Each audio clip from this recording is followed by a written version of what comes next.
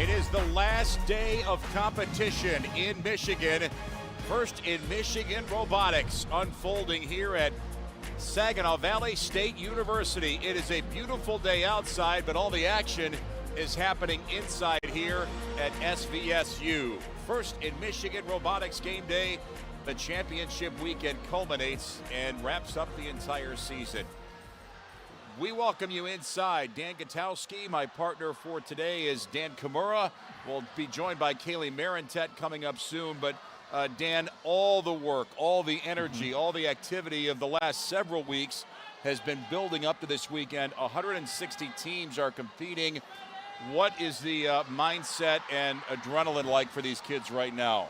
Yeah, it's been a long weekend already. It's been a long season, but we've had we're down to 160 teams from almost 500.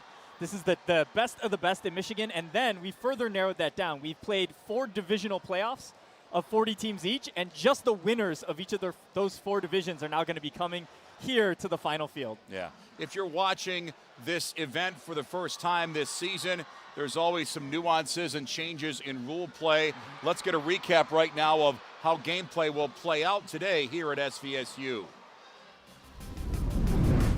The 2023 first robotics competition game is called Charged Up.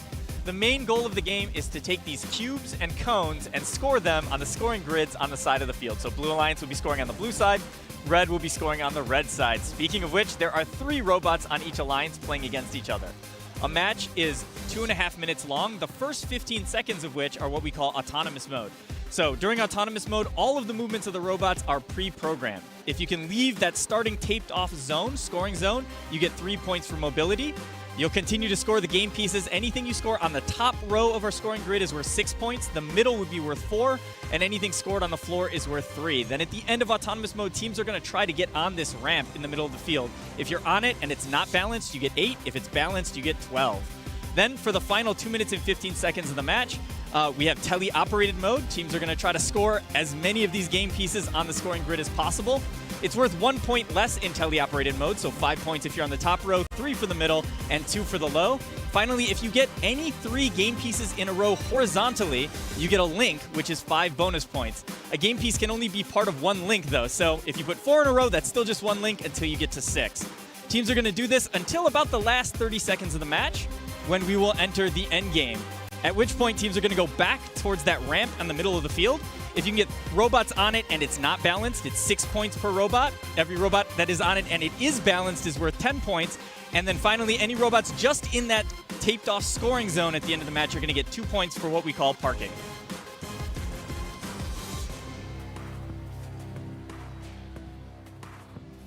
So we're about to get things rolling. Dan, we've seen the rule play now. What is the mindset? Because a lot of these teams come in here, they've already performed very well throughout the course of the season, but today they're going to face some machines they haven't gone against yet. What kind of mindset do these kids bring? Yeah, I mean, we just have to say, right, the level of play just keeps increasing, and here at the Michigan State Championship, it's about the highest we've seen, anywhere. And so, earlier events, we're looking at the grid, and we're looking to see how many pieces they scored on the grid. Here in the finals, we're going to be looking to see how many pieces they miss. So it's a huge change. So execution becomes that much more important. These matches are going to hinge on, could be 1 penalty, could be 1 extra point scored in auto mode, or a couple of extra game pieces scored during the match. So it's really a matter of staying calm and being able to execute under that pressure. All right, Dan and I have the high perch up here looking down, but the real action, of course, is down in the pits. That's where Kaylee Marentet will be standing throughout the day and giving you all the insights. Kaylee, what do you think you'll have for us today? Hey guys, we'll have a little bit of everything, but first I want to say it is so good to be back in Saginaw. I thought it was exciting last year, but the energy today is electric.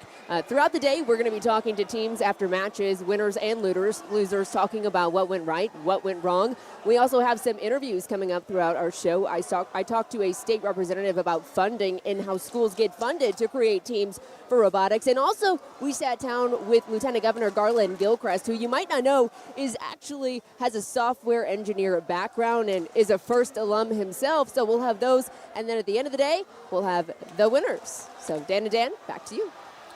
All right, Kaylee, sounds good. Thank you. Yes, a lot of different elements combine we see the machines and everyone playing competitively on the playing field, but there's a lot of things that Kaylee will bring into the picture as well. We're set to roll into our first matches of the day. It is the final day of competition in Michigan Robotics Game Day here at Saginaw Valley State. We'll continue with more in just a moment from SVSU.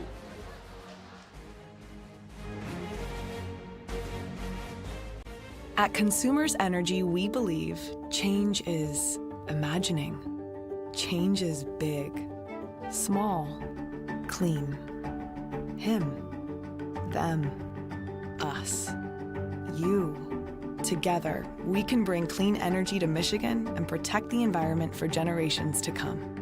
Learn about your clean energy choices and how you can become a force of change. consumersenergy.com/change. How do you change the way the world moves? Change course. Active is engineering the brain and the nervous system to bring the future of mobility to life with advanced computing platforms and smart vehicle architecture, taking you from point A to point B and every point in between. We are Active, and we're moving mobility forward.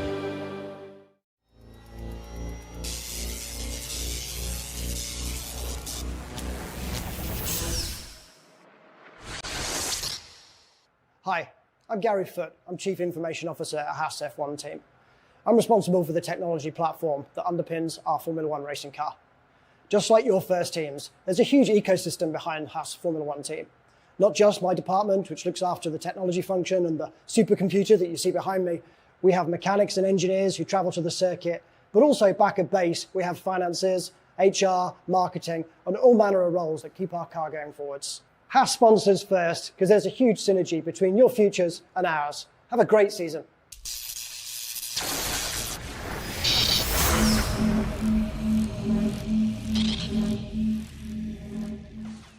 First in Michigan Robotics Game Day is brought to you by Ford, Aptiv, Magna, Dreammaker Fund, Consumers Energy Foundation, and DTE Foundation.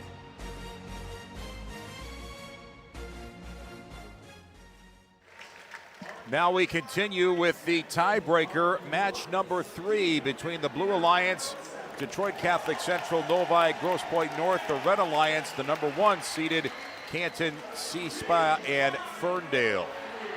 Well, you get this deep and you know that you're facing formidable competition. How about a little scouting report on each of these alliances? Yeah, of course. So again, this is finals match 3, so this one should decide our winner here. The first match was a blue victory for the number 5 alliance, 149 to 143. The second match, our number 1 seed in red came right back with a 153 to 136.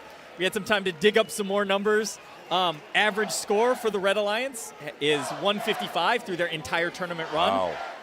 For the Blue Alliance, it's 148, so a small edge for red there. But you look at max score, Blue Alliance 165, Red Alliance only 161. So maybe if they do their best possible round, a little bit more from blue. We've also seen defense from the Blue Alliance. Yeah, and now a winner-take-all scenario here. So even the smallest mistakes can be magnified as we kick it off with the autonomous period. Yep, so we see the Gems 4362 is going to go for 3 game pieces in auto mode. Meanwhile, on the other side, 503 and 1189 both looking for their second. And everybody hits everything. And into teleop period we go. So points are already rolling in very quickly. And we want to keep an eye on that 1189 robot. They've played offense in some matches. They've played defense in some matches as well. So right now, looks like they are loading up and going to offense. Quick start from both sides. CC Shambot's robot running into its teammate, the Frog Force machine from Novi. That's one of the biggest things here is crossing the field. Who's going to control the traffic? Now, 1189 has a piece stuck in their robot. Looks like they are a defensive robot now. Of course, as I say that, they're going to pick up another one. So they were just doing some opportunistic defense when they had some time. Right now it's very close. Yeah, C-Spot Gems working well. The 862 Red Alliance machine, Stuck. that's the Lightning Robotics. Stuck, now it releases. That's huge. Yep, but wasted some time there, and the game piece we can see is scored in the wrong spot. So a second cube kind of on the ground there. And 1025 was thinking about trying to move it over and wasted some time before they gave up on that as well. And we've seen teams in previous weekends and machines, Dan, where the robot gets compromised and stuck and cannot disengage, and that really sets everything off the rails. Yep. And it's how you deal with those problems, too. Can you adjust what your alliance is doing to come back from that? Red looks like full top row. A lot of activity in the center. And the 862 Lightning Robotics machine from Canton getting some more points.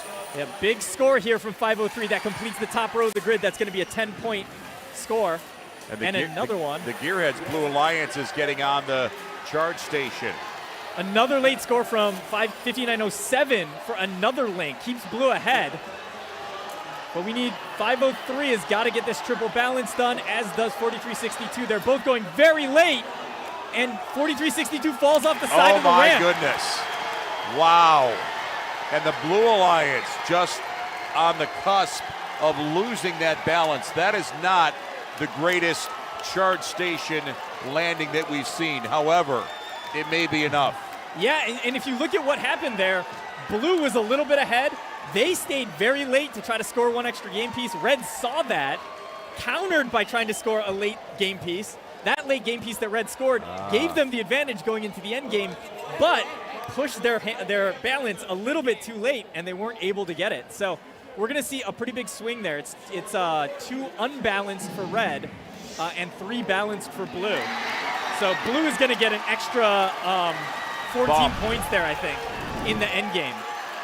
Well, here's how it starts. Yep, this is that auto mode. We see quick scores from everybody, and 1189, 503 going for a second one. Here we want to watch 4362. This is a great auto mode. They grab one, score it. They actually went back out and got another one. We can see.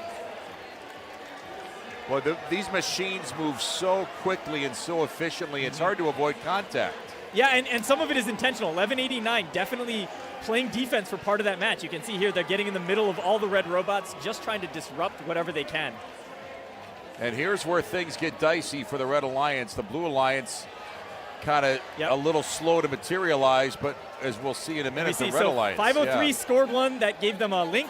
Then 5907 scored one that gave them a link. And then 503 left, came back to try to score one more. And here we see Gems at the very last second. They had to rush that because there was only 3 seconds left on the clock there, and they just went a little too far.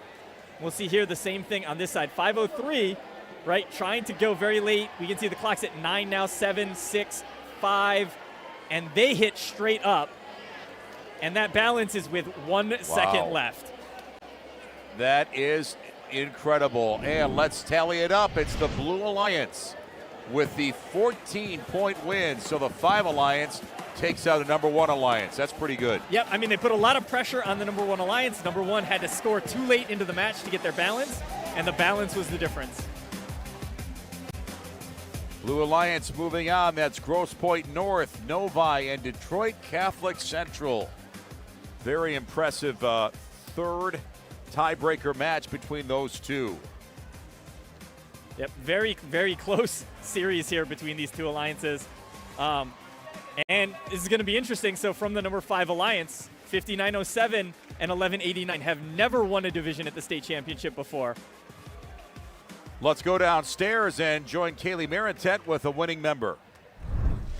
Hey guys, I have Drew from 1189 here. Drew, very exciting moment for you. What were you thinking as you saw that score? Well, we've been having some issues all weekend that we've been fighting, and it was one of those things that we knew, we had to fix. And when we had some issues with our arms, so we just switched straight to defense. And my driver Saad did a great job just coordinating, playing the field, trying to block Gems and Lightning there, and it really paid off for us in the end. So, thanks to our alliance, team captain Shambots and 503, they did a great job, scoring, and we just try to do the best we can. Let's go win this thing. Yeah, so we saw your robot switching between offense and defense a lot throughout this entire tournament. Was all of that as a result of issues you were having, mechanical issues, or was some of that strategic as well? A little bit of strategery, and then a little bit of just we had issues, and so we know we're a good scoring bot, but our weight's pretty low, so when we hit them low, we hit them hard, and it was one of those things that we designed when we made it, and it worked really well. So when we do it, it works well. So. All right, well, good luck. Thank you so much, Drew. Dan and Dan. All right, Kaylee, thank you. Yeah, that is big-time excitement. So, yeah, we're moving on with the winner of that match now gets to punch their ticket, move into the next round. Yep, and it's a big deal. Winning your division here at the state championship, you basically won a whole event, but now you're going to go up against 3 other alliances that just won a whole event to find out who our grand champion is here. Let's go back downstairs and reconnect with Kaylee, talking to a winner of the active group. Thanks, Dan. I have John from 7769 here. You guys just won on the active field. How do you feel right now? Pretty exhilarated and pretty nervous still, but yeah. Yeah. I was watching, and it really came down to being on that charge station, and the Red Alliance was not able to get up and stable. What were you thinking as they were trying and you guys were stabilized? At that point as a driver, you're really thinking just make sure you can do it yourselves. Don't worry about the other alliance. We have been an alliance that has been hitting the charge station pretty consistently. It sounds like pretty early, too, which is obviously going well for you guys. What else do you think went well in that match that led you guys to get that? It was only a 2-point win, but something went right. We did get a penalty. Comets were in our loading zone at one point, and we hit them. It was just a game of opportunity. We had game pieces on the floor that as we drove in, made sure to get those in and really get those in the low points because that's where it matters after everything's filled out. Like you said, a little nervous, a lot of pressure going on. What's going to be your mentality going in for the rest of the day? Just keep playing our game. It's really a game of consistency and scoring. We know how other teams are doing. We know how well they're doing, and we're just going to try to match up with them. Okay. All right. Well, congratulations. Thanks, John. Back up to you guys. All right, Kaylee, thank you. Yeah, let's get into the brackets now as we have kind of weeded out some of the pretenders. The contenders are still here. Yeah. So we were just watching DTE, and then this is Active Division. So we can see in the Active Division, it was the number 5 alliance that made a long run from that lower bracket. And this is the division, if you had asked people before the tournament which one was sort of the most stacked with the most powerhouse alliances, it was here. It was alliance number 1.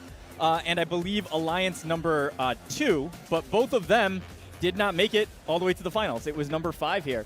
So anchored by 7769, that the crew, they've been just finding ways to win matches all season long. We saw them a little bit, I believe, at Troy earlier in the season, and they won an event earlier before as well.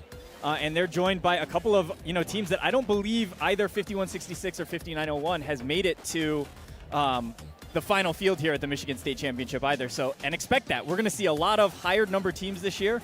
It looks like there are a lot of teams breaking out that haven't in the past. And this is an example of it. So with those 3 teams coming together as one alliance, here's the DTE board. We'll get back to those in a little bit, but here's the DTE part of the bracket. Yeah, and this is what we watched in the finals. It was 1 versus 5 in the finals, and Alliance 5 again won, so another pretty big upset. What we're seeing here, I think some of the depth that we have at the state championship with needing to qualify to make it in means that because of that snake draft, right? We've talked about this in past weeks, but when it comes time to draft your alliance, you start at alliance number 1, you go all the way down to 8 picks twice, and then you work your way back up to number 1. So what we're seeing is some of these middle alliances, 4 and 5, are actually able to get a really, really good 3rd robot on the way back up. And that robot being better than the number 1 or number 2 alliance can get sometimes is making the difference. And in this alliance, that was 1189, who we saw playing good opportunistic defense, kind of switching back and forth between scoring and defending. And we mentioned it briefly, but 5907 and 1189, this is their first division win. 503, though, won a division last year.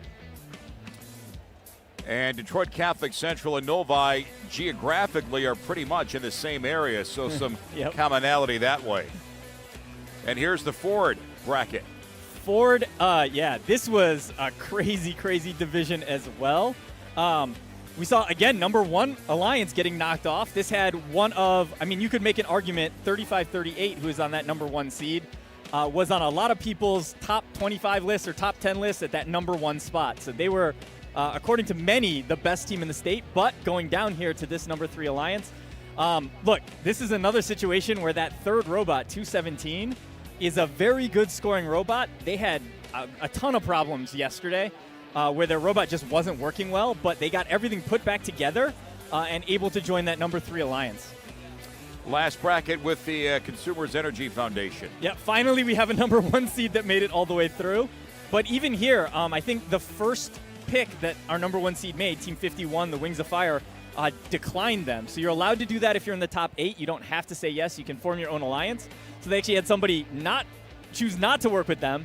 They went on to pick 818, who played excellently in the playoffs. And they picked up 226 at the end of the draft. And they are our only #1 seed to make it through. Good insight. Lots of great corporate sponsorship support here to get these teams and machines and robots and kids ready for this weekend. One of those great assets to this Michigan robotics community is Sean Peterson with DTE VP.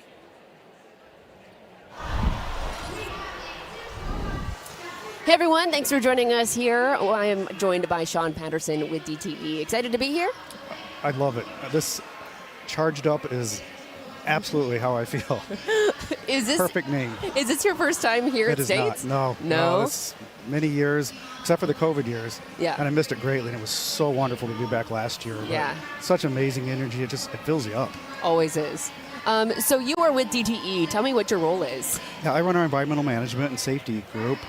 Certainly a lot of compliance things on safety and environmental management, but the really fun part of my job is addressing climate change, which we see as a defining issue, and certainly for an energy company. It's important that we find our way to cleaner energy, but when you think about a clean energy economy, it all threads through an electric sector. So really fascinating things that are going on. In fact, just 20 miles west of here, the biggest wind park in Michigan is going to go online soon, powering 70,000 homes. So It's a small city. So some amazing big projects that are happening as we, it's a fantastic time to be in this industry. Transformation like I've never seen it before. Why is it important for students to get involved in DTE and your guys' mission? Yeah, first off, you just look at the talent that's here. And oh, absolutely. The incredible skills, creativity. And when you think about addressing climate change, there are so many technologies that need to be brought online. Hydrogen, carbon capture, more renewables, battery storage, and a lot of these just aren't commercially deployable yet. So we need this talent to start addressing these over the decade and decades to come. Tell me about the mission that DTE has. Yeah, so we pride ourselves in being best in the world and best for the world. That means we want to have world-class operations, but also we want to make a big impact on our communities because obviously from a sustainability standpoint, strong communities are great for DTE, great for the state of Michigan. And so you look at programs like this, which we're significantly involved in. We've been involved for years. We sponsored 25 teams at the robotics level, 20 at the first FTC level. We have over 400 of our employees that are volunteering. So this is like in our DNA. But you're turning out kids that are going to go on to amazing careers. And the other thing I love about it is, we talk a lot about the STEM side of this, but they're like running small companies. There's the recruiting of talent, there's marketing, there's all of the accounting that goes on in terms of alliances. So, it's more than just the technical side of this. They are running small companies, and it's going to serve them for years to come, and it's going to serve our communities for years to come. Like you said, sponsor. DTE is a longtime sponsor. Why is it important to be involved in events like this and programs like this? Yeah. Number one, we just love it. Right, so let's just start like there. You said, it's in your DNA. It is not hard to find people to get engaged in this. But again, when I meet these kids, they have incredible confidence, talent, charisma, creativity that they have. It's a big talent portal, and we're starting to see that pay off in the company year after year. Our employees, who are alums of FIRST, are starting to show up and making a big impact. So that's why we want to be involved in this. But I can't think of a better program in this state that's turn out the kind of talent we need for the future than FIRST. All right. Sean Patterson, thank you so much for joining us here today, and enjoy your time here. Thank you so much. All right, Dan and Dan. All right, lots of great support with, again, so many people contributing things behind the scenes, laying the foundation so that all these athletes, all these kids and their teams can get here and compete this weekend. Mm-hmm. Let's take a look at the brackets here. So we've got, again, the 4 different sponsored alliances, and it's pretty simple at this point. When you get to the finals, it's a best of 3, but going forward, it's the stakes get higher and higher. Margin for error becomes more meaningful. Yep, and so last year when we got here, it was essentially a best 2 out of 3 single elimination tournament. This year, it is going to be a double elimination tournament, but it means it's best of 1 until the finals, which will play best of 3. So if you lose your first match, you'll drop down to the lower bracket. If you lose a second match, that is when you are eliminated from the tournament. The other thing that we'll see that's a little bit different here than what we've seen so far is instead of referring to these alliances by their alliance number, they all won a field, so we're going to be looking at that field that they came from. Let's get back downstairs and reconnect with Kaylee. Hey everyone, I have State Representative Abraham Ayash here. Thanks for joining us. Thanks for having me. Excited to be here? It is good to be back here at the first Michigan State Championship. Very cool. So obviously a lot of love for STEM and robotics. Lots of love from the state as well. Tell me about some of the funding that the state gives to schools to make sure that First in Michigan can happen. Yeah, so through the Michigan Department of Education, we invest over $5 million a year in STEM programs, which are proving to be a vital piece of the puzzle in terms of making the state a place that's economically viable for the future of all the things that we keep hearing about. Electric vehicles and advanced mobility, clean energy and things of that nature. So it's incredibly important that we have all these resources investing in the workforce and talent development, and there's no other program like FIRST that really allows you to do that. Right? You learn not only the technical skills and sort of the team management and operations and sort of understanding things like scheduling and time crunch and budget constraints, but you're also learning things that are lacking in our body politic and are lacking in our society. I mentioned earlier today, there's 3 things that I think are so important right now as we talk about the future of the state: dignity, dialogue, and being able to just have decency in this project. So this is one step to do that, and I'm excited to say that we are going to invest more money into these types of programs, particularly with FIRST. And I know firsthand, as a former Team 123 member, what this program has been able to do for me. Why FIRST, though? Why it must stick out? No other program provides the level of competition, the excitement and fun, and also just the overall principles like FIRST does. You talk about things like gracious professionalism, right? How you can be a competitor, you can respect the person that you're competing against, but also work very hard to beat them, and then go home and recognize that at the end of the day, we're all in this for Team Michigan. And, you learn all those leadership skills. Like I say, I'm not in political leadership right now. Had it not been for learning all the skill sets in FIRST, negotiating with other team members, negotiating with other teams, being able to secure sponsorships and things of that nature, that really opens your eyes and really understand the business component of how things operate. You understand how the operations of setting up an organization and making sure it's flowing and everyone has a responsibility. I mean, no other program allows you to do it, and then you actually see the product of your work. It's not just some one-off science project that you're building and sending off for one competition, but you're competing an entire season. I grew up playing sports as well, and just to be able to mesh the two, right, the love of science and technology and strategy, and then through a very competitive sports-like concept, there's no other program in the country, I would argue, that does it like FIRST. Very good. I was talking with the lieutenant governor as well, Yeah. and not a lot of people know that he's a software engineer. Yeah. And he's also a FIRST alum. Yes. So lots of our state leaders with robotics backgrounds and love for STEM. Yeah. So obviously lots of good skills that's taught you and brought you into a leadership role, not just here on the floor, but literally for the state with more than 10 million people.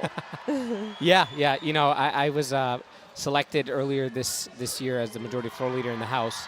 So basically, in plain English, I'm the number 2 in terms of the political hierarchy in Lansing, in the Michigan House, and it's an incredible opportunity. But I got to tell you, it was the things I learned in first, right? Being able to meet people from across the state. I had no idea where Escanaba was until I did first. I had no idea Iron Mountain was an actual city and not a mountain made of iron. Not a mountain, yeah. So, you get exposure in ways that you cannot see this anywhere else. I mean, even sports, right?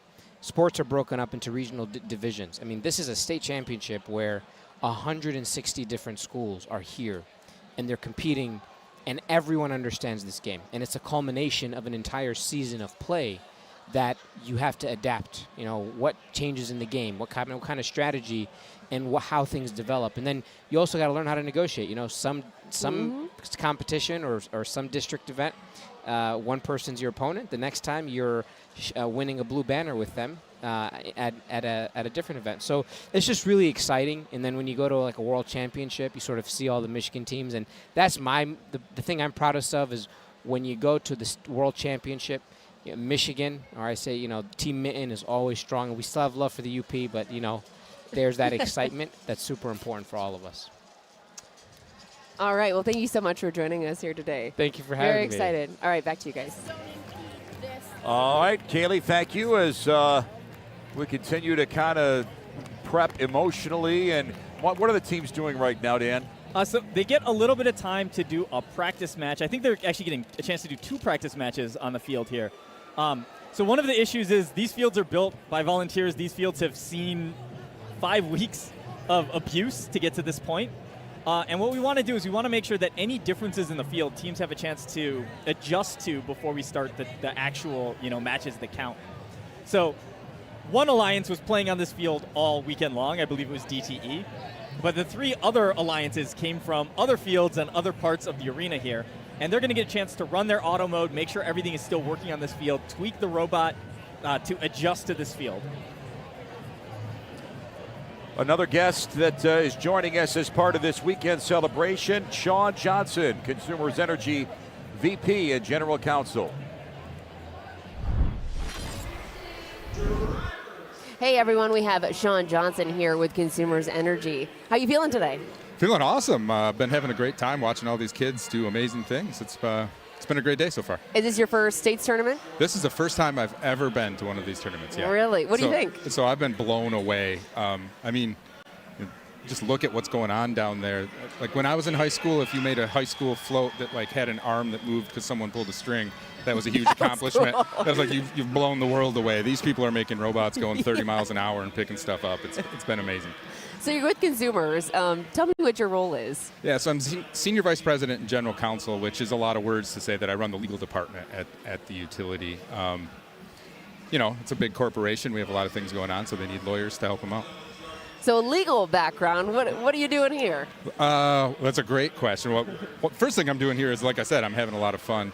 But Consumers Energy has been a huge supporter of this for years, for the last 10 years at least. And we're here to see the awesome talent that we've got. Consumers Energy obviously is a big part of the clean energy transformation.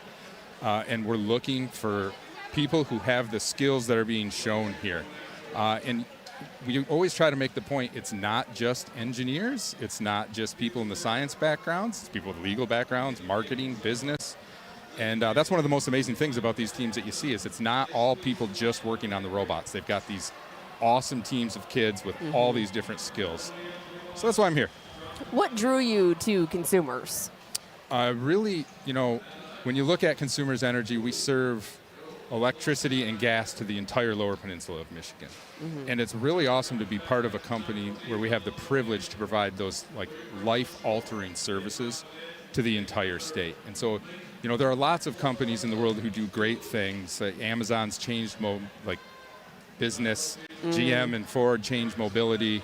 What all of those companies have in common is that they need gas and electricity to do what they do. So by providing that service, we really are able to become part of everyone's hometown community. And I just love working for a company where you can have that type of service. What do you want these students to know about Consumers and why they might want to come?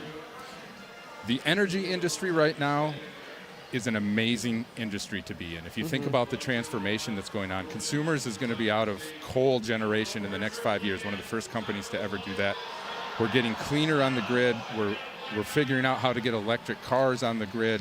We're transforming everything into solar. There's just so much opportunity to do fun things. And if you're thinking about a career in energy, again, it doesn't have to be just engineering. We need people to help put the lines up. We need people to help market. And what we really need are people who are good at working with others and building teams and being agile and figuring things out. And that's what these kids are doing. I remember, I think actually I was there at that press conference a few years ago when Patty Poppy announced that Consumers was going to be coal-free. Yes. I think by 2030, correct? Is that the goal? It used to be 2030, and then last year we upped our game, and we're going to be one of the first utilities in the entire country to get out of coal, and it'll be in 2025. And we already have the plans. We are starting to shut down the plans. It will be 2025 is our last year with coal. A very innovative company Yes. in Michigan, and you guys are kind of making a blueprint, I guess, for the rest of the country. Leading the way. Yep. What are some of the special skills that these students hold that would benefit consumers? I'll start with the first one is just like working together as a team. That's what we're looking for, right? Our collaborative people who can get along with each other, build off each other's strengths and weaknesses. And then you get into the technical stuff. Obviously, these people know how to use computer science. They're building stuff. Again, I'm a lawyer, not an engineer, so I can't tell you exactly what they're doing, but it's impressive. And then there are people beyond those technical skills down there. I was talking with someone earlier that she said, I'm the human person on the team. As a cool, you're all human people. She said, but she's the person who puts the cones down for the robots to pick up, and she's communicating with everyone to tell them how to work, right? She's like sort of the orchestrator. Awesome skill to have. So just everything that they are doing really translates to the business world. Very good. Lots of communication, teamwork skills that not only helps them in their career, but as a human being. Yeah. And there was a kid, we stopped at a team, he taught himself how to weld with aluminum. Like, again, I'm not a welder, but I know that's an awesome skill, and I know it's something incredibly hard to do. So it's just amazing stuff happening. It's hard to believe these are high schoolers sometimes, right? Yeah. All right. Thank you so much for joining us. Thank I you. appreciate your time. Have fun at your first tournament. Thank you so much. I will. All right, back to you guys. Kaylee, thank you. Let's take a break here. We'll continue with more from Saginaw Valley State University. It's our first in Michigan Robotics Championship Saturday. More coming up in just a moment. Moving forward, from one point to the next, the simplest of actions. But in that simplest of actions, Aptiv sees something else, a transformational force, a force that brings us together. We are driven by a shared mission, a world that is safer, greener, and more connected. A conviction in a brighter future for mobility, and a passion for solving the toughest challenges standing in the way. With the right people, organized in the right way, rigorous in our execution, and resilient in the face of adversity. With a unique portfolio of solutions perfectly positioned and continuously enhanced through investment and partnership, delivered efficiently and responsibly, and always with an effort to reduce our impact on the environment and improve the many communities we call home. This is our vision for a more sustainable business. We'll get there with our knowledge, adaptiveness, and drive. We'll get there by design.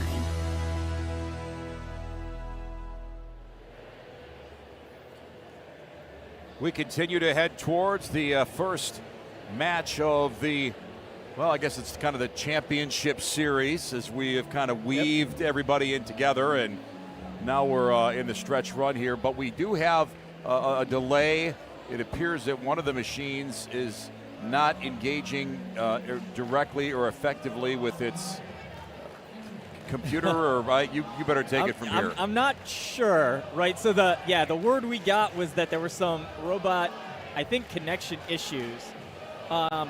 Looking down on the field, I can see that they basically just reset the field. So the team numbers were 1, 2, 3, 4, 5, and 6 for the 6 robots that are out there. And usually that happens when you're doing a test match, you're in some diagnostic mode. The team numbers are now back on the team signs. And It looks like some of them are now starting to connect. So before we had all the lights were flashing, no robots were connected. Now I think we're down to one robot not connected, and that looks like 1189.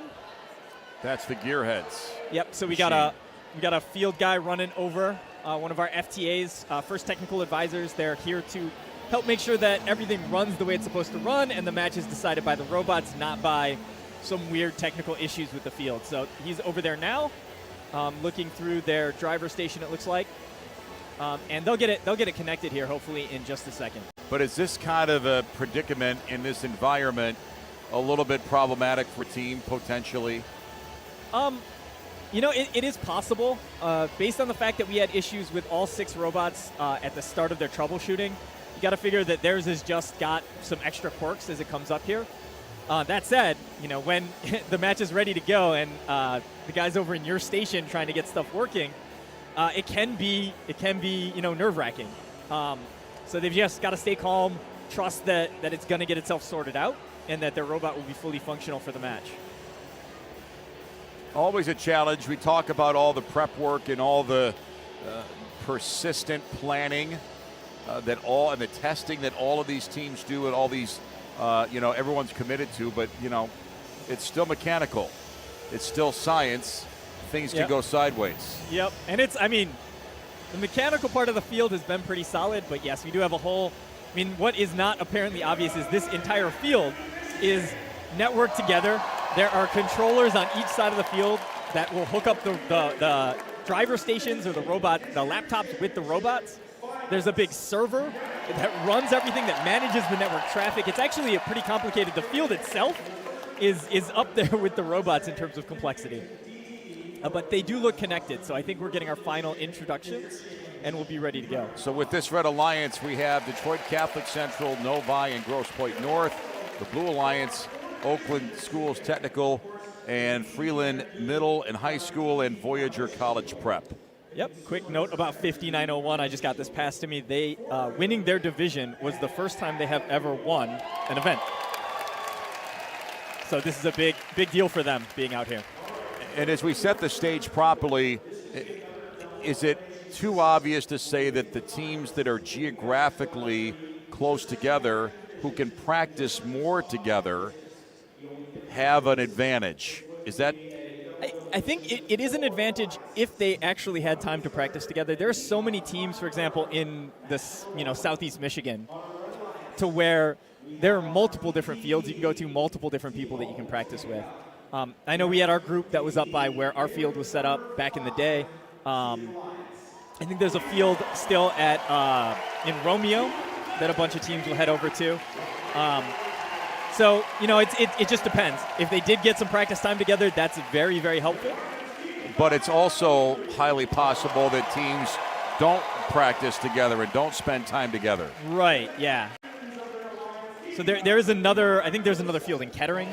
So one of our teams actually hosts a field at Kettering or works next to the field at Kettering.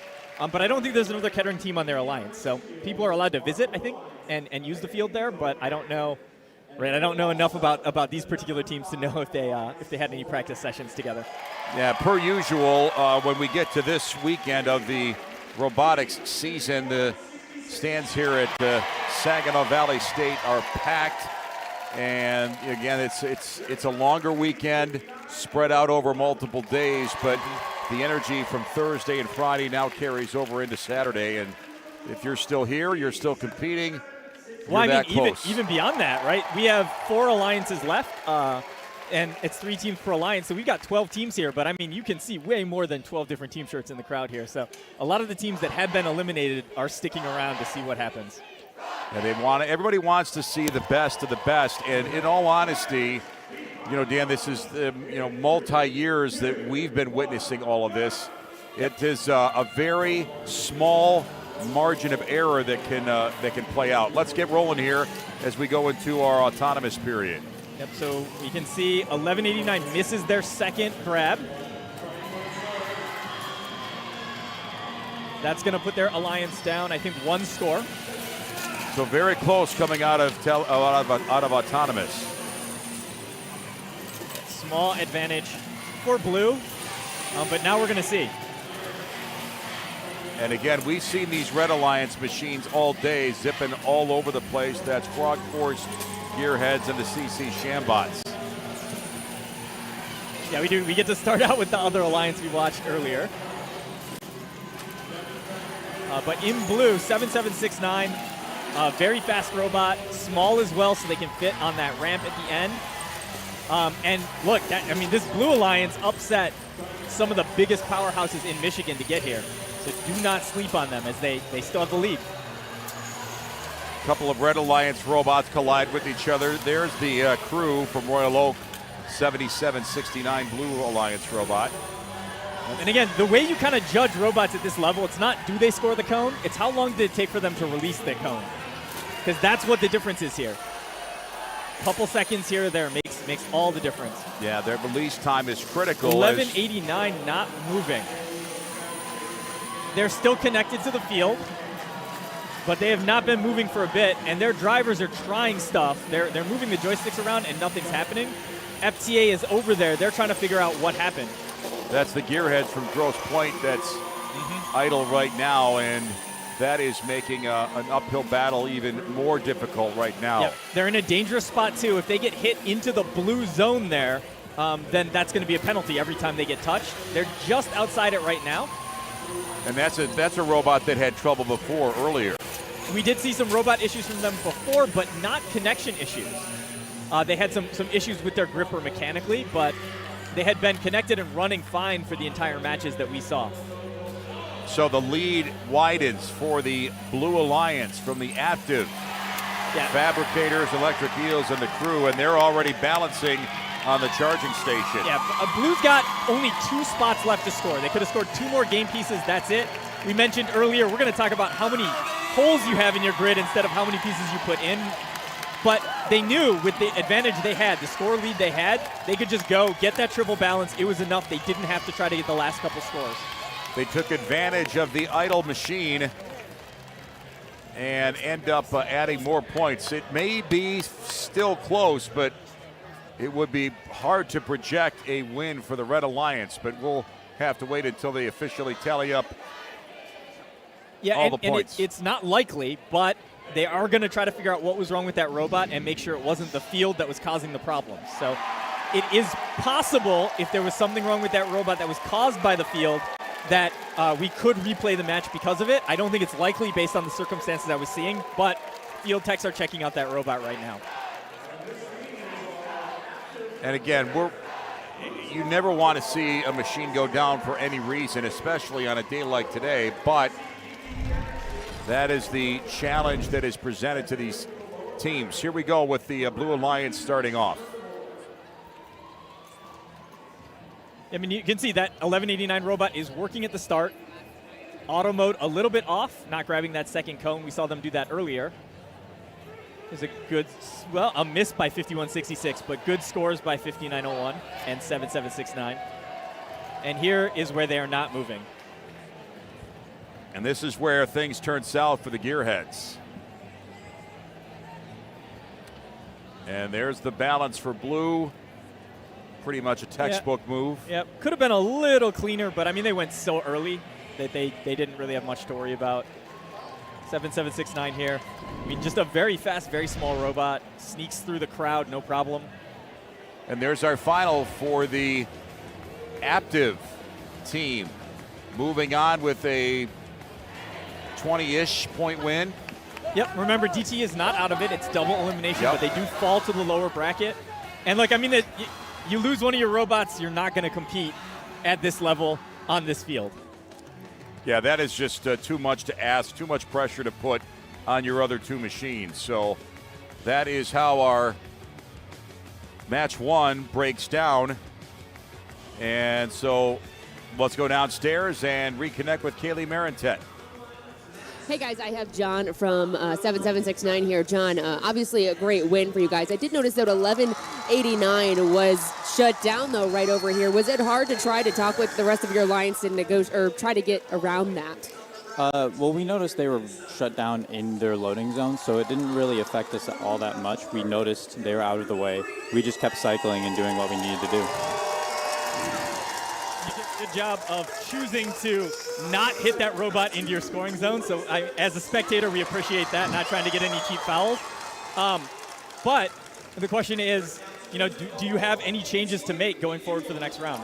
Yeah, we noticed a couple faults that we've had. Since on the active field we couldn't run our auton on the cable side correctly, we got the cube this time, but our partners seem to go over the charge station, and we're going to look into fixing that with them. All right, awesome. Well, you were I think I saw that we were using a code as a speaker. Has that been something that just came out right now, or are you doing that all season? we haven't. We've really been trying to collaborate more as an alliance. All right, well, thank you. Congratulations on the win. Dan and Dan. All right, Kaylee, thanks. Yeah, way to improvise. Use your props.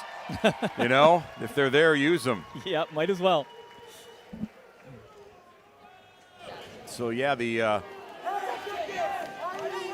field gets tougher and tougher as we go from match to match here. And when you get to this point, you're feeling very confident as we start to preview this next upper bracket round 1 second match with Ford and Consumers Energy. How about a breakdown of these two alliances? Yeah, Ford is the highest scoring alliance. If you take all of their matches on their field, they did 171 average points. Consumers only 162 average. So here we go into autonomous mode. Both teams working their side of the field. 217 not getting that second cube. We did see some issues with their robot towards the end of the tournament over on Ford. So a little bit of an edge for the Red Alliance for Consumers. Yeah, but turning it around quickly. Couple fast scores. We had 1506 doing a nice job of getting some of those extra cubes on the middle of the field. Yeah, anytime you don't have to drive all the way across, you save some time.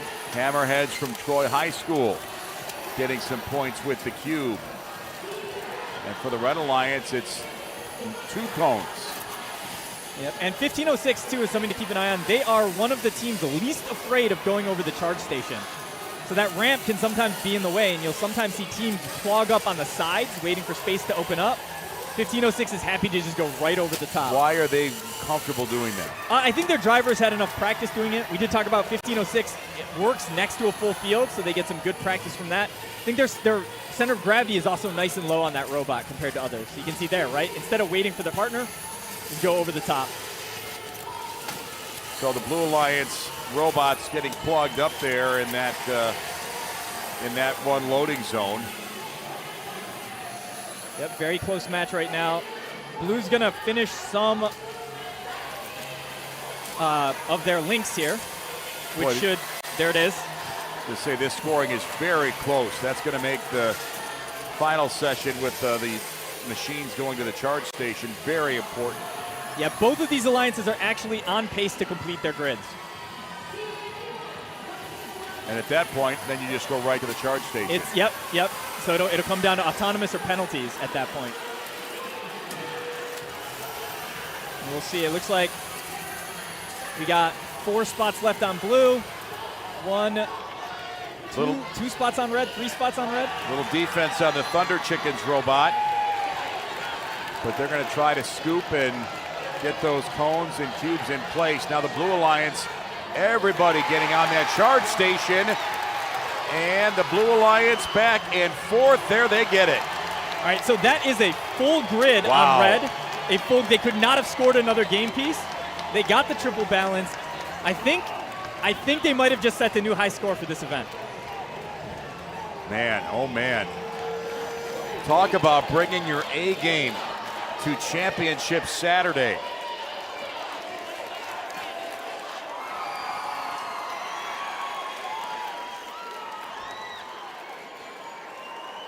Yeah, we'll have to wait for the final score to know if it is a record or not, but a great performance. A good look at 1506 there. That's how they load their robots. They can go right up to the side, drop the cone in, and a good score. And we say that's meaningful because we can see a lot of machines that will lose balance. Yep. There's that 818 robot. A couple scores. And here you can see it. Like they're going up to climb, but you can see the grid behind them. Every single spot is full. Blue. They do get this balance. You can see on the very bottom in the middle, there are 2 empty spots on the floor where blue could have scored. So they're down a couple of points there. Yeah, this is very impressive, regardless of who ends up coming out on top. But at this point, there's no medals for second place. Well, there actually is a medal for second place. Figuratively speaking. First and second will both get a medal, but yeah, oh, there it is. Red Alliance, 191. That is the high score, I believe, at this event. By the way, a perfect score is 193. You cannot score more than 193 points in this game. They were short 2 points of that.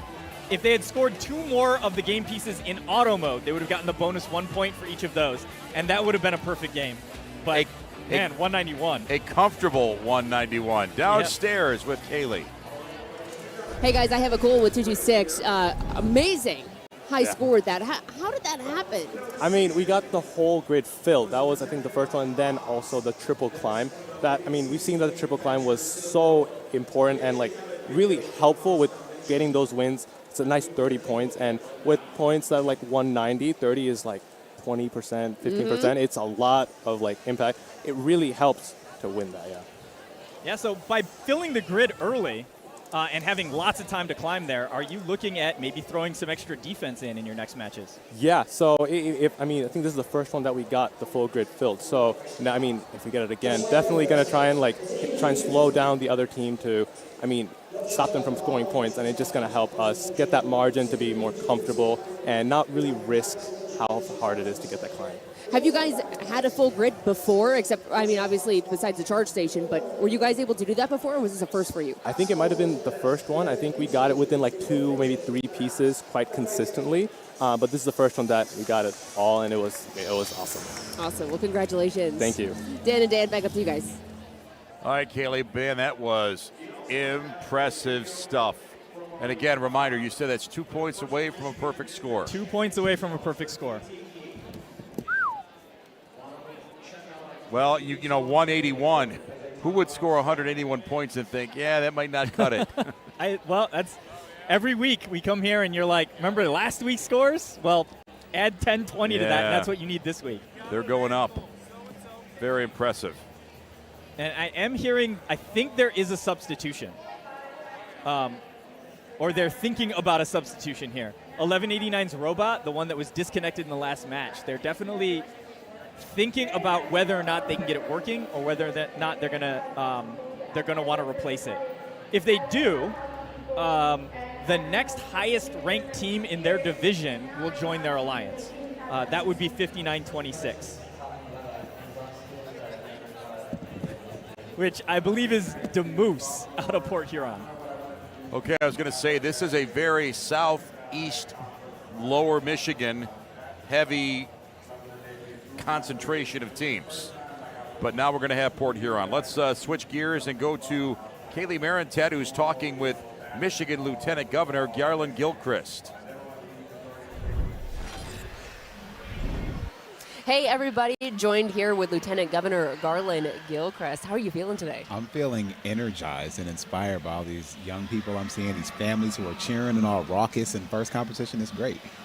So you were in robotics. Is this how it was when you were here? It's like homecoming. It's a little bigger than when I was in it, but it is amazing to see young people flourishing and their creativity being applied, whether it's the people who are doing the technical work on the teams, the marketing work, the project management. Like, everyone has a role to play and an opportunity to be a contributor to success in these teams, and it's really what collaboration is all about. And these are lessons that will help you in your career and in life, so I love this program. Lessons that obviously have helped you in your career being from robotics. What are some of those lessons? So first of all, that any problem can be solved. And when I was going around talking to teams, I asked them how many iterations of your robot that you go to get to the one you're competing on right now? And all of them said at least 100. It means they had to stick to it. They had a solution that didn't work. They tried something else that didn't work. And they did it over and over and over again. But the solution they landed on is going to help them be a champion. And so that stick-to-itiveness, that commitment, the creativity, the tenacity, that will help you in life regardless of what profession you pursue. So you are an engineer. You have some STEM background. What advice would you want to give these other students that are looking to be in maybe the same position that you're in? Well, you know, it's funny. I am an engineer by training. I was a software engineer, and, you know, engineers are problem solvers, and they think in really structured ways about breaking down complex things into their more simple components.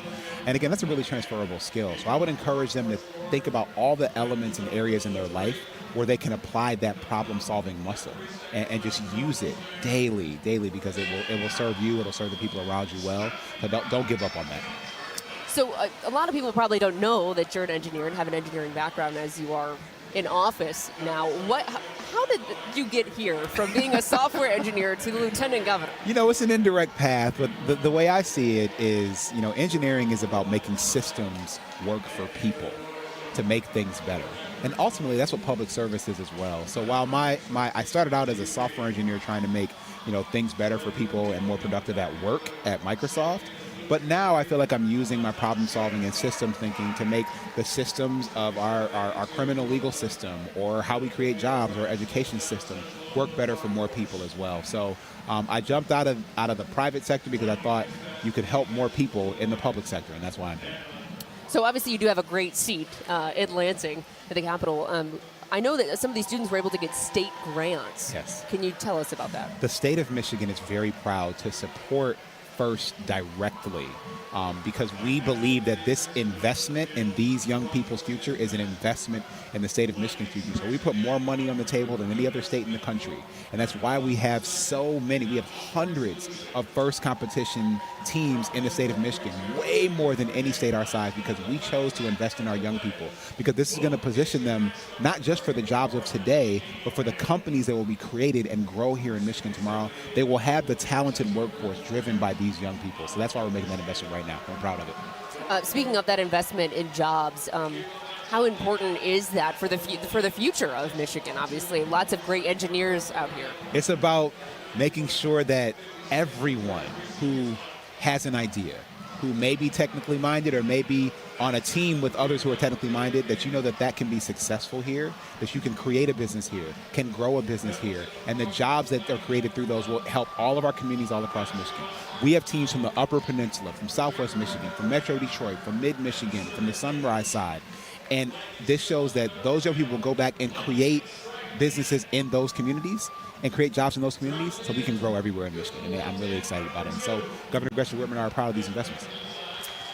What are some of the biggest, obviously you've come a long way, what are some of the biggest obstacles that you had to overcome? You know, I think, first of all, it's hard to transition to different fields. Mm-hmm. And so we have some people who are right now competing and deciding what they want to do with their future. I met a young man who's now a mentor from a team who, before he got in FIRST, he didn't actually want to go to college. He went through FIRST through all 4 years of high school, and now he will be graduating from Ferris State University this year. Mm-hmm. He had to have the confidence in himself that comes from a competition like this to be able to be bold enough to make a different choice. And so I've had to do that at different points in my career, but I learned it from experiences like this. And so I think these young people now, and I think their parents will see it. They will see their confidence in their kids grow and how they communicate, how they advocate for themselves. And that's a skill that we all have to grow. And this kind of competition, again, it's about more than the robots. It's about who you are and how you show up in situations. And I've had to learn that over and over again in life and in my career. And I want to instill that in my own children. And the kids who are participating in FIRST today are going to get that. What advice would you give yourself when you were this age? Lighten up on yourself. You know, like you're gonna mess up, right? Oh yeah. But don't beat yourself up. That it's part of the process. And again, I asked about how many versions of this robot that you have to go through to land on this one. Once you're on version 67, you're like, man, maybe I'm not good at this. But the truth is, you're getting better with every version. And so seeing this as a chance to invest in yourself and to bet on yourself and to take chances and take risks in a safe environment, I would have taught myself or advised myself to just recognize that's part of the process, it's part of the journey, and that's why it's working. And maybe when you're on version 67, maybe it's version 68. That might be the one, right? That might be the one. So, go do it. That's right. All right. Lieutenant Governor, thank you so much for joining us. So glad to have you here. Thank you for having me. All right. Dan and Dan. And thank you so much to Lieutenant Governor Garland Gilchrist. Again, there's a lot of commitments that the politicians have, but him taking time out and reaffirming the commitment that the state of Michigan makes and invests to this outfit is just really super. Yeah, we've had a lot of support from the government for a number of years, and it is much appreciated and is one of the big reasons why we've been able to grow so many teams. Dan, we are coming up on, spring is kind of in the air. We have nice weather here at Saginaw Valley State throughout Michigan for a change, right? We're heading to the summer, which is a lot of cookouts, getting outdoors, those kinds of things. So let's get a little something different, consumer energy, with this segment with an energy efficiency cook-off.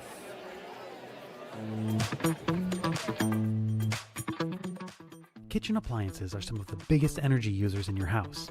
Today, we're throwing the common task of cooking an egg at 3 appliances you might not think of for this job, and we'll crown one of them the energy efficiency champion. First up, the humble rice cooker. Even though rice is in its name, it can be used to cook everything from pizza to ribs to cake. And with a small form factor, it uses less energy than a stovetop burner. Next, the slow cooker is the reigning set it and forget it champion that can handle just about anything you throw at it. Will the tortoise beat the hare in this energy efficiency cook-off? Speaking of the hare, the electric pressure cooker is a newcomer on the scene and has quickly become a must-have for those who need their food cooked quickly. But does speed come at the cost of efficiency? Which do you think will be most efficient? Vote with a comment below. For our experiment, we'll cook 12 eggs in each device and show the real-time energy use at the bottom of the screen. Each device will have its own energy recipe, with the pressure cooker using the most energy for the shortest time, the rice cooker using less energy for a longer time, and the slow cooker using a low and slow method.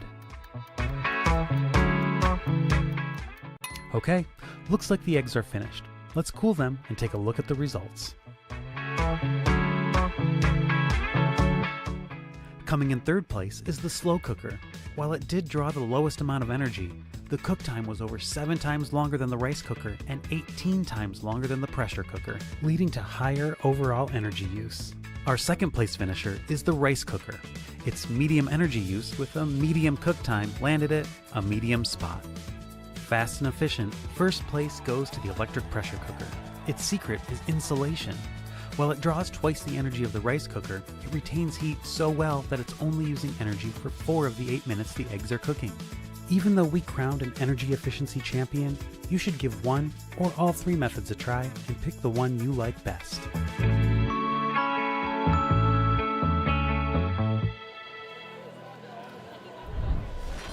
And off to the brackets we go as we are now got the winners from match 1 and 2 and match 3.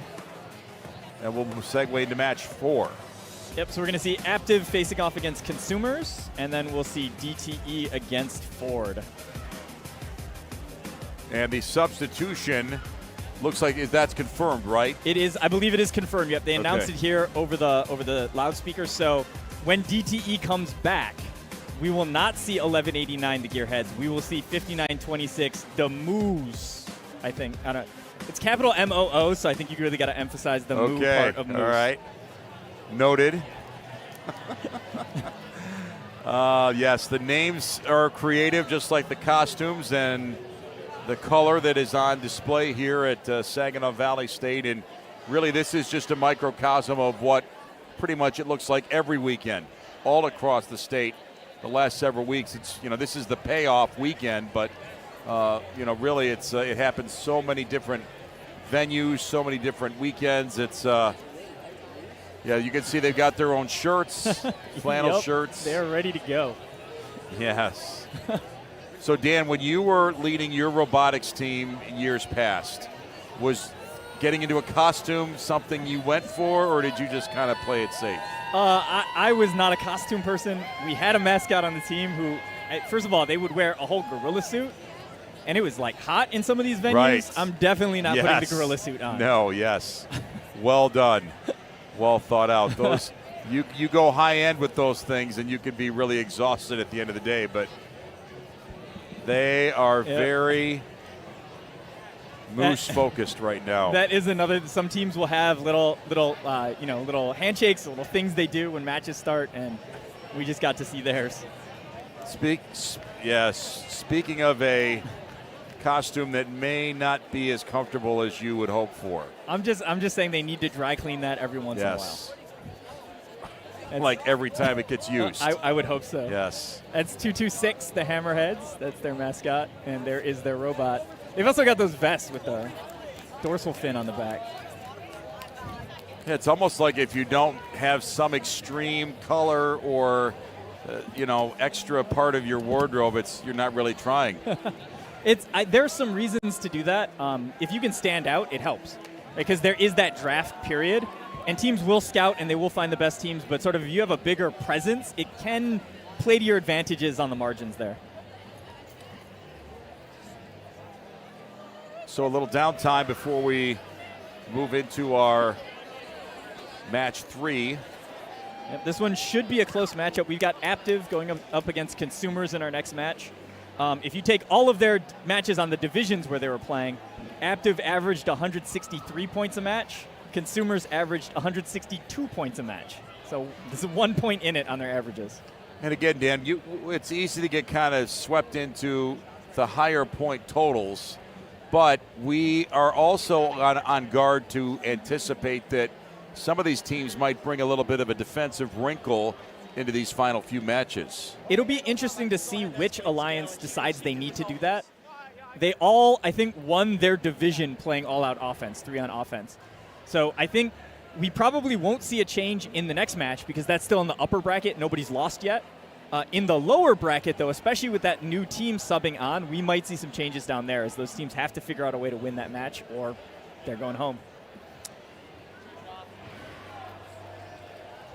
So this is it, really the last, final push. And there really is not, obviously they're not making any real wholesale changes or adjustments now. Right. What are they trying to kind of monitor at this point to make sure that they can control what they can control? Yeah, it's consistency. So when you take the robot off the field, you don't just swap the battery and get ready to go to the next match. You're going to spend some time testing every motor on that robot, making sure the functions all work, looking at the bolts, making sure nothing's getting loose, setting it up so it's 100% ready for the next match. Let's jump downstairs and rejoin Kaylee. Hey guys, I'm here joined by a member of the Thunder Chickens. First of all, we were talking about having a heavy presence here, and you guys are definitely one of them. Tell me about, first of all, you got some mascots here in a strong lime green presence. It's also been pretty rowdy. Tell me about your guys' enthusiasm. Where do you get this from? Oh, yeah. I mean, most of the time we have all of our suits out. We love doing our stand cheers all the time just to cheer on our drive team, to cheer on our pits, to cheer on the entire game that's going on because we want an energetic feeling. So when everyone is seeing the Thunder Chickens and our alliance come up, they're also energetic and ready to see what's going to happen in the game, but nobody knows what the outcome is going to be. So we always want to have a very enthusiastic feel, and that's what we do with all our stand cheers and costumes. You guys had a chant here earlier, I think, talking about what's cracking. Can you do that? Can you do that for them? I can. Okay, let's hear it. Yeah, just put it away because it'll be super loud. Hey, chicken! What's cracking? Hey! So if you couldn't hear that, he said, hey, chickens, what's cracking? Eggs. Oh, so I yeah. heard that earlier, and I thought that was pretty good. So thank you for your enthusiasm, and you guys have been keeping me we've been staying right here, and they've been keeping me entertained as well. So Aiden, right? Yes. Okay, awesome. Thank you so much, Aiden. Dan and Dan, we're going to send it back up to you guys. Thank you, Kaylee. Very good. Yeah, again, the energy is just all in. And I think just to add on top of that, I think the Thunder Chickens and Las Gorillas have a thing where they prank each other's pits. They'll decorate each other's pits with rubber chickens, bananas, and the like. So they definitely get into the spirit of it. Yeah, again, the off-field chemistry, is just another added value, another layer of what these teams try to work on, and there really is a value in it, isn't there? Yeah, camaraderie, but also, I mean, like, you're doing something. Have fun doing it, right? I think we're just about ready here. Yep, there's the thumbs up. Aptiv against Consumers here in this third match of Championship Saturday. And one more quick stat as we watch this. The average number of unscored pieces, so holes on the grid for both of these alliances, is 5.1.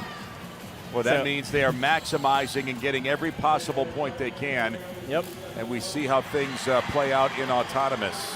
Very balanced. Autonomous the same. They both got 4 in auto. We see a little bit of traffic problems in the blue loading zone. 51 and 818 bumping into each other a bit, but they got clear quickly. The crew machine, the 7769 from Team Aptiv, is a little bit slow to disengage that cube. Now he's got some more speed and agility. 226 and 7769 also working those few cubes left on the field. Again, if you can get those quickly, it saves you half a trip across the field. That's a couple seconds. Very close here. And again, I don't think they're scoreboard watching yet, but you do have to kind of be conscious of where you're at in the big picture. Right, I mean, you're scoring as fast as you can, but it will dictate when you're allowed to go and balance. If you're losing, you can't balance yet, you have to score again.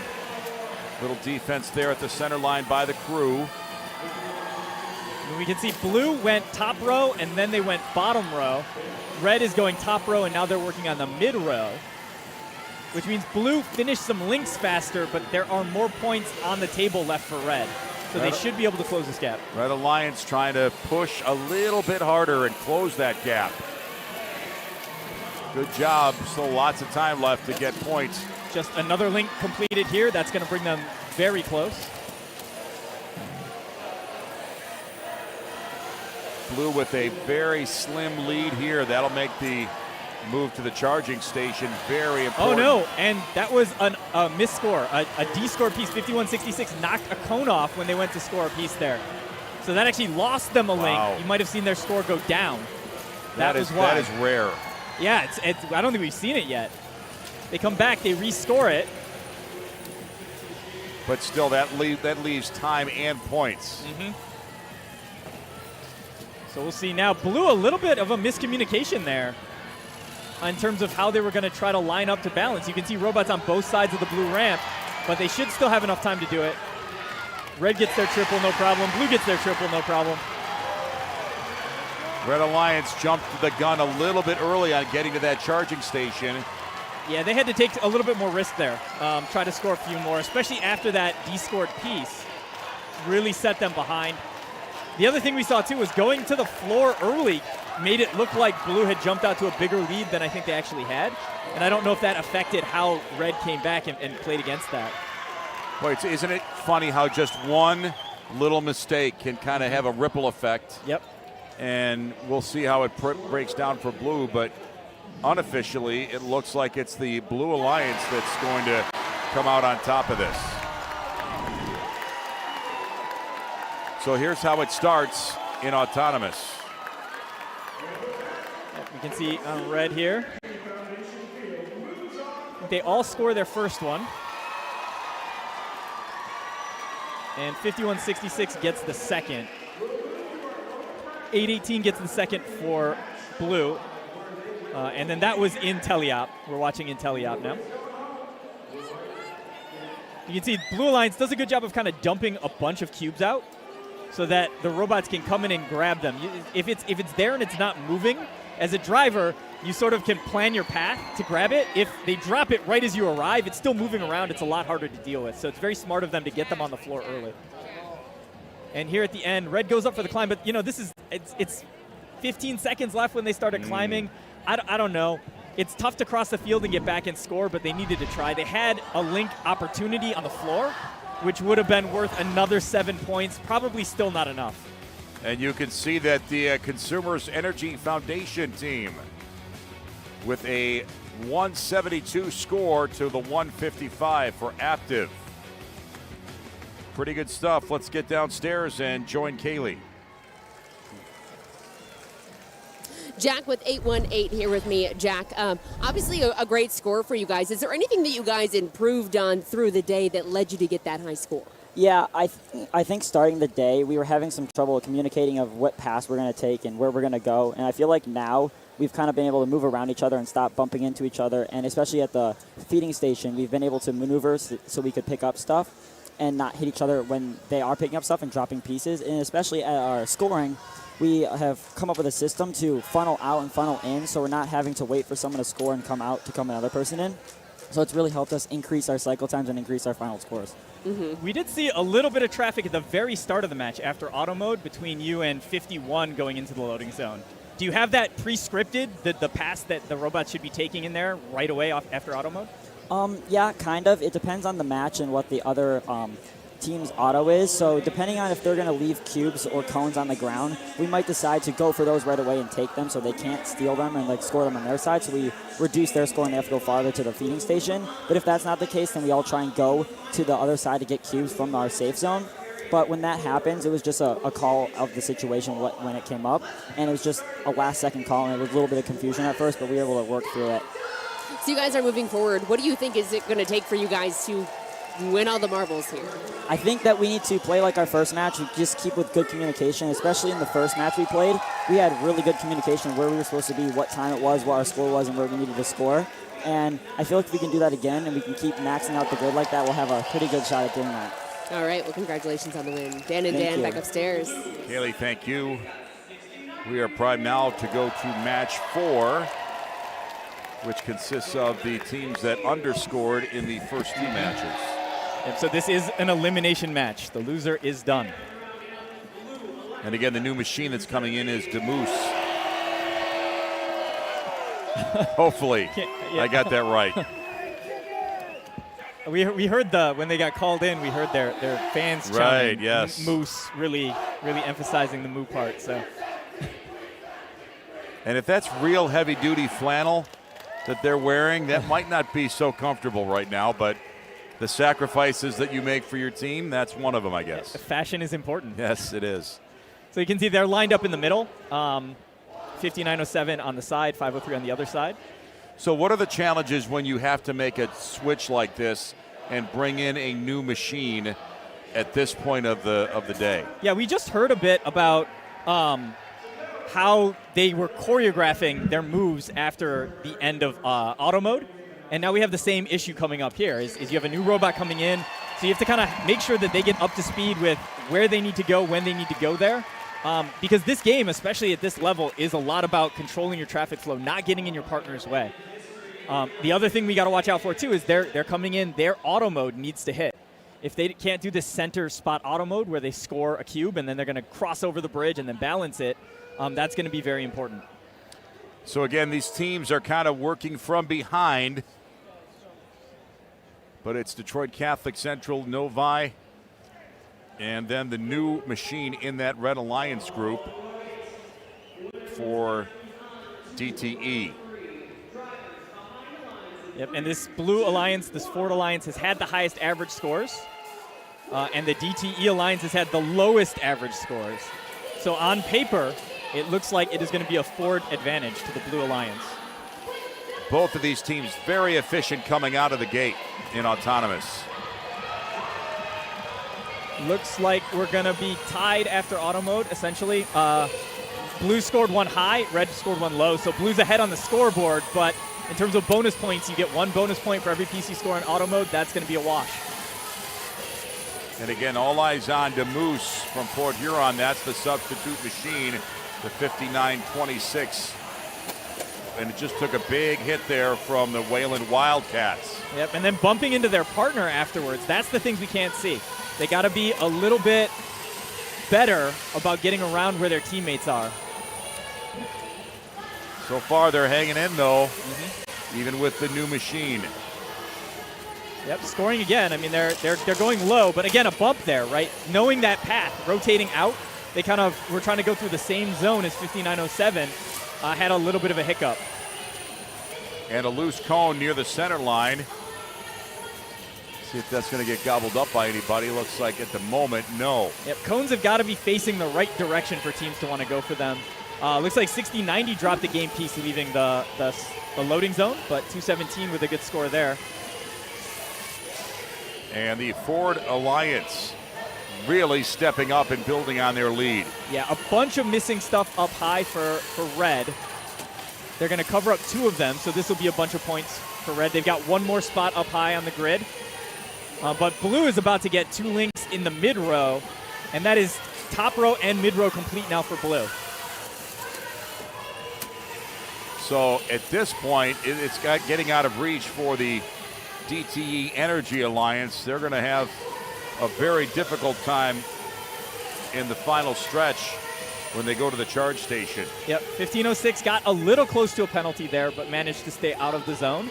And we see the Ford Alliance moving up, knowing that they can just kind of protect their lead and not do anything crazy. If they get the triple, they should win the match, and they got the triple. Red's got to just keep going, and it's 7 seconds left. They've got to score this game piece here and get up. One more push. And no. Yeah. Well, that was close. Yeah, and that's a situation where you have to try something a little bit out there. They had to really, really go for a late game piece. They knew that the double balance was not going to be enough, so even though there was 2 seconds left on the clock, they tried to unbalance and get the third robot up there. It ends up looking really bad, but strategically, it was the right choice.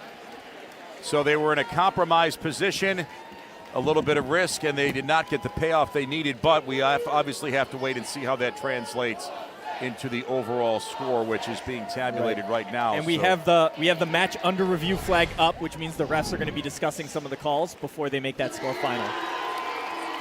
So here we are in autonomous with the starting point for this match.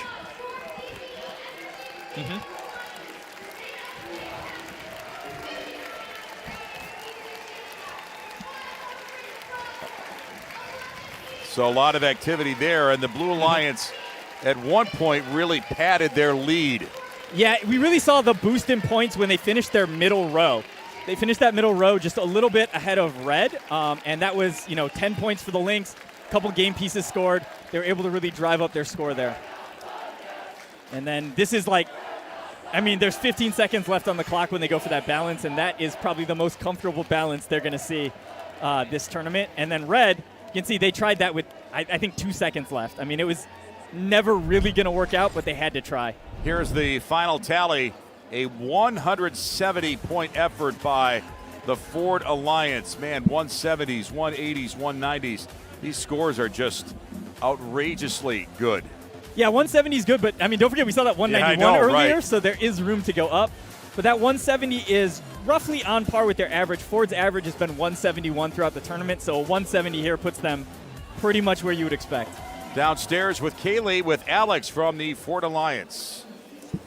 Hey guys, Alex from 6090 here. Alex, it looked pretty effortlessly out there. Did it feel that way, or is there anything that went wrong in that match? So one of our swerve modules went out. We think something hit the cancoder, and so one of our swerve modules is going the wrong direction.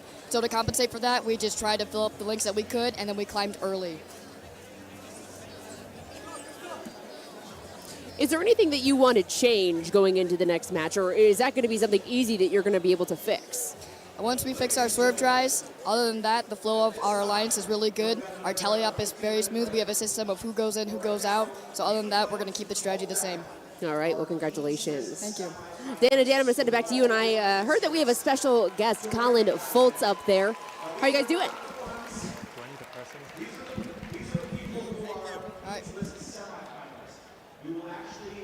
All right, thank you. We continue with our coverage here as the final few matches are being played out, and we're way up top. We told you we were at a very high perch. Well, Kaylee's down there. We're up here. We're talking with a special guest, Colin Foltz, the First Robotics Competition Program Director. So, Colin, first of all, thank you so much for coming to Michigan and being part of this today.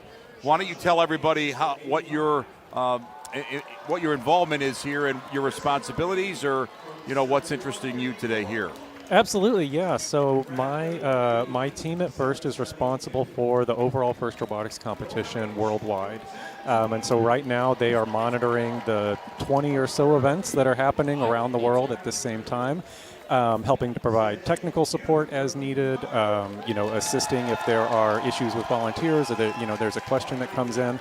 But then a great part of my job is that I get to go around to events and talk to the volunteers and the students and the mentors and the parents and hear kind of firsthand the impact that the program has had on them, ideas for how they can improve it in the future. And so that's why I am here today. I live in Indiana, and in the 14 years this event has been happening, I've never been to the Michigan State Championship. What took you so long? I don't know. I having been here now, I ask myself that. This is pretty incredible. And so I'm thankful that I could come and experience this for the first time. So correct me if I'm wrong, but I believe you're the first program director of FRC that has come up through first as a participant. That's absolutely right, yeah. So I was a student on a team in Indiana when I was in high school, Team 234 Cyber Blue from Indianapolis. Went to Purdue University and actually was able to continue volunteering while I was in college, helping out at the regional event that they had at Purdue. And then started working at FIRST in 2010. I've had a couple of different jobs in FIRST Robotics Competition and in other departments, and kind of worked my way up and then started this job officially in October of 2022. So yes. Coming up on 6 months. Not very long. I will say, as a team person, right, I think it's very important to have somebody in your role that understands the team perspective and that can kind of make decisions based on knowing that side of things as well. But since you're new to the job, I mean, are there any kind of big goals you have for things you want to look at or things you maybe want to change? Yeah, so first, I guess just to address your first point, I think that's one of the things that's really grown since I started at FIRST is the number of alumni that we have hired, both on FIRST Robotics Competition, but just like we say, the teams are more than the robot. They've got business, they've got IT, they've got marketing. We've hired people in other departments as well that have come up through the FIRST program but have specialized in those areas. And so I think it's great that we are building the future of our organization from within is pretty exciting. In terms of future growth and future opportunities, things that I want to focus on, I think Michigan is kind of a microcosm of what we want to see globally. I think there has been a push here to make FIRST Robotics Competition and all FIRST programs as ubiquitous and as accessible as youth sports. And that's something that we continue to try to push. We want every kid everywhere to have the opportunity to be on a FIRST team. We don't want it to be a function of the high school that you went to happened to have a team, which was the scenario for me. If I would have gone to the high school on the other side of the district that I lived in, I never would have been on an FRC team. I never would have had that opportunity. And so we want to eliminate those barriers, help teams grow, help them sustain, so create a sustainable program all the way, pre-K to 12. And so that's really where I'm focused with FIRST Robotic Competition.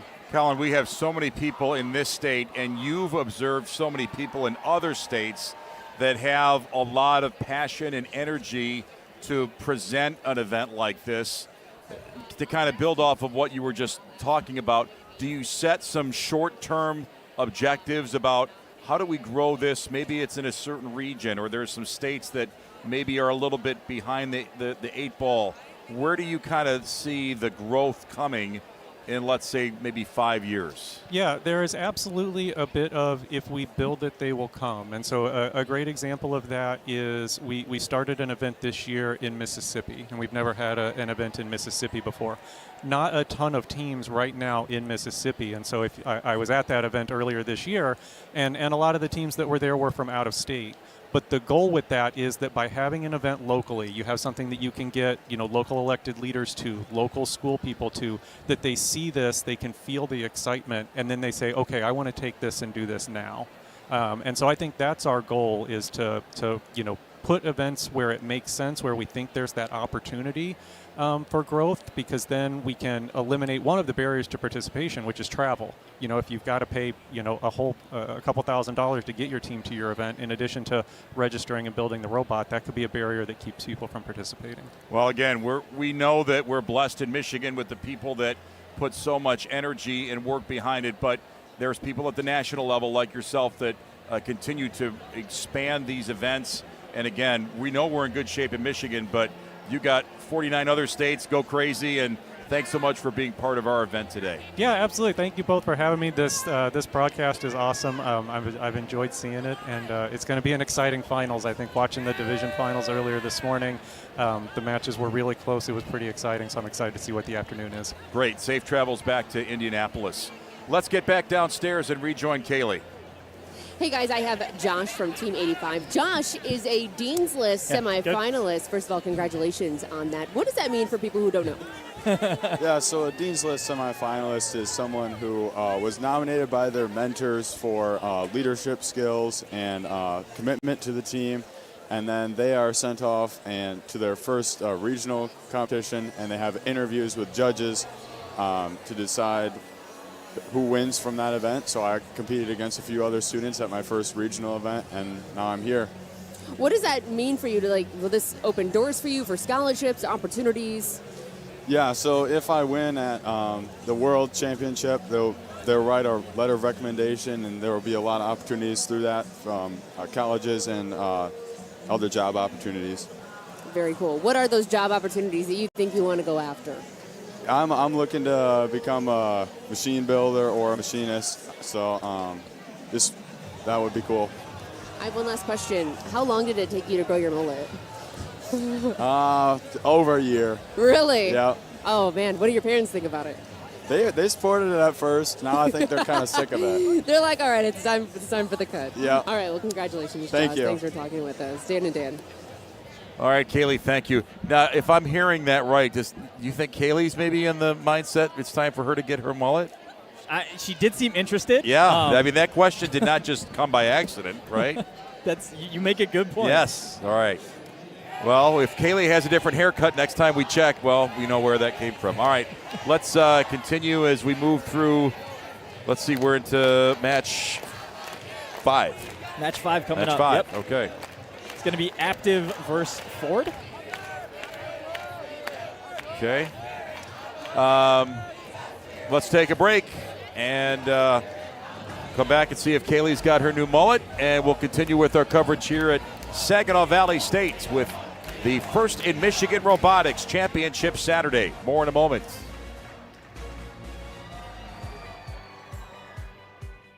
The Motor City Alliance was formed in order to address the needs that we were seeing in the city of Detroit, where we saw lots of public schools that were working in silos and didn't have the support they needed to really excel in STEM. We have seen tremendous change in our students, particularly over the past year as the Motor City Alliance has accelerated our efforts. Every year we get more and more involved. We do a lot of outreach.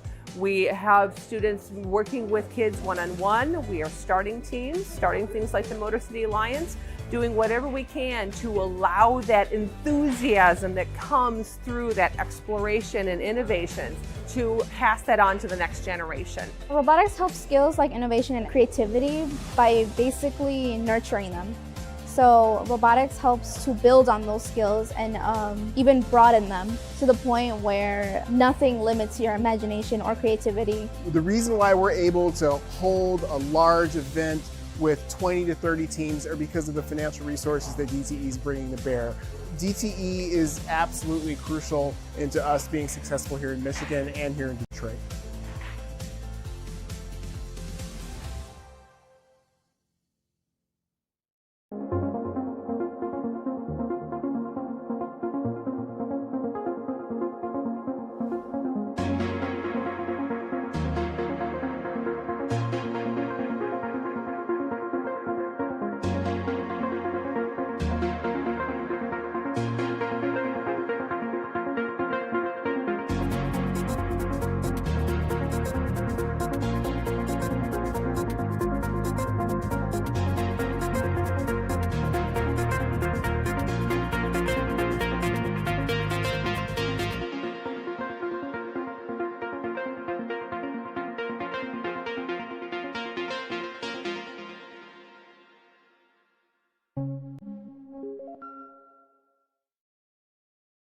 At Consumers Energy, we believe change is empowering, powering both your home and your business.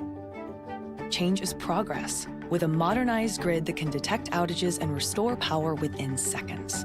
Change is reliable. We're talking preventing over 35,000 outages last year reliable. and change is enduring, like our dedication to keep your power running, just as it should. Consumers Energy, a force for you, a force of change. 59-26. Hey guys, I'm joined with Ruby here from 5926. Ruby is one of the teams that had to, or she's one of the members of the team that had to come in for 1189 when they had those problems. You guys kind of came in cold. What was that like? Yeah, definitely. So it was crazy coming in this morning. We thought, okay, well, we're done, no more matches. We stuck around in case we had to, be a backup bot, but it's like the little moose that could, right? We came in, we channeled the flannel, we did what we could, right? And so it was crazy, but I think, it wasn't like lost by landfall. We held our own, I think so.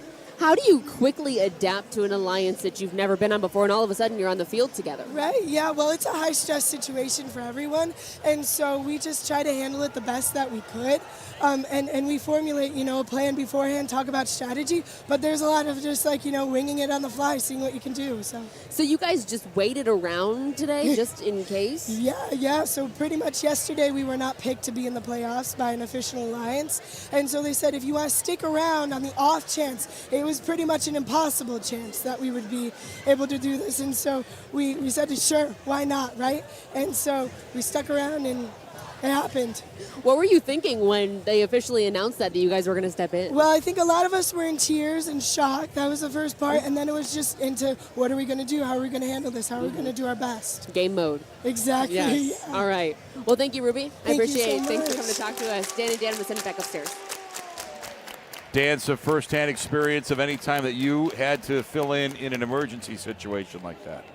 My team has never been called in as a backup robot, but we have been on the other side where we've had robots break and we've needed to call in the backup robot. And basically everything she said is true. So when you call in the backup robot, the first thing is you just got to be like, hey, look, just do what you're capable of doing. Here's how we're going to mold the strategy around this change. And you just got to get them as comfortable as possible because it is hard to come in. It's like, say in soccer or something, right? If you're the backup goalie, but you're starting the match, you got a chance to get your head right and everything, so you go out there, you're prepared. But when the goalie gets hurt and you got to warm up in 30 seconds and get on the field, it's a whole different situation.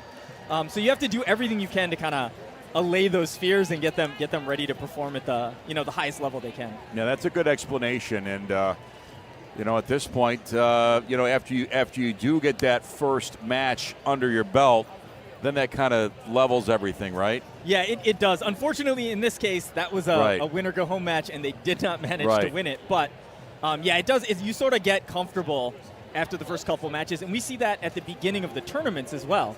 The first match that you go out there with your alliance, that's the first time you played together, and if that match goes well, you can settle into a rhythm really quickly. If that match goes badly, though, sometimes it's a struggle to find that rhythm. So here's how things shake down between the Forward Alliance and the Aptive Alliance. And the bracket with the fifth match. And then we'll be moving into the finals with the Alliance already looking good. It's Aptive and Forward, and then the Consumers Energy Alliance is the one that was the winner of the match 3 in the second round. So they're waiting, watching, seeing what plays out here. Winner of this will move on to the finals. Let me see if we can pull up, again, our earlier stats. Aptive averaging 163 points a match before coming out here to our final field. Forward at 171. But if we look back at Aptive's previous matches, they got a 156 and a 155. So they're actually underperforming a little bit on this field. Our Forward Alliance put up a 181 and a 170, so they're pretty much right on for what they were doing before. Remember, they lost that incredibly high-scoring 191 to 181 match back in the first round here. So things continue to take shape here as we are getting down to crunch time. We're going to take a break here. We'll come back with Consumers in just a moment. Hi, Michigan friends. Welcome back to another episode of Powered by Charles. We rely on energy to power our lives and our homes 24/7. But when everyone's using energy at the same time, demand goes up, so does your energy bill. That's why it's not just how much we use, but when we use it that matters, especially in the summer. So try these energy-saving tips on for size. Like adjusting your thermostat a few degrees during the day, or closing the curtains to keep the heat from the sun out and your home cool. One moment, please. Woo-hoo, woo-hoo. That's my best great horned owl. You can also take advantage of lower energy costs by running your appliances in the evening. These little things can add up to big benefits over time. And that, my friends, is the power of change. Ooh, must have shrunk on the wash. Save energy, save money. Become a force of change. ConsumersEnergy.com/CharlesAtHome. Back inside here at Saginaw Valley State.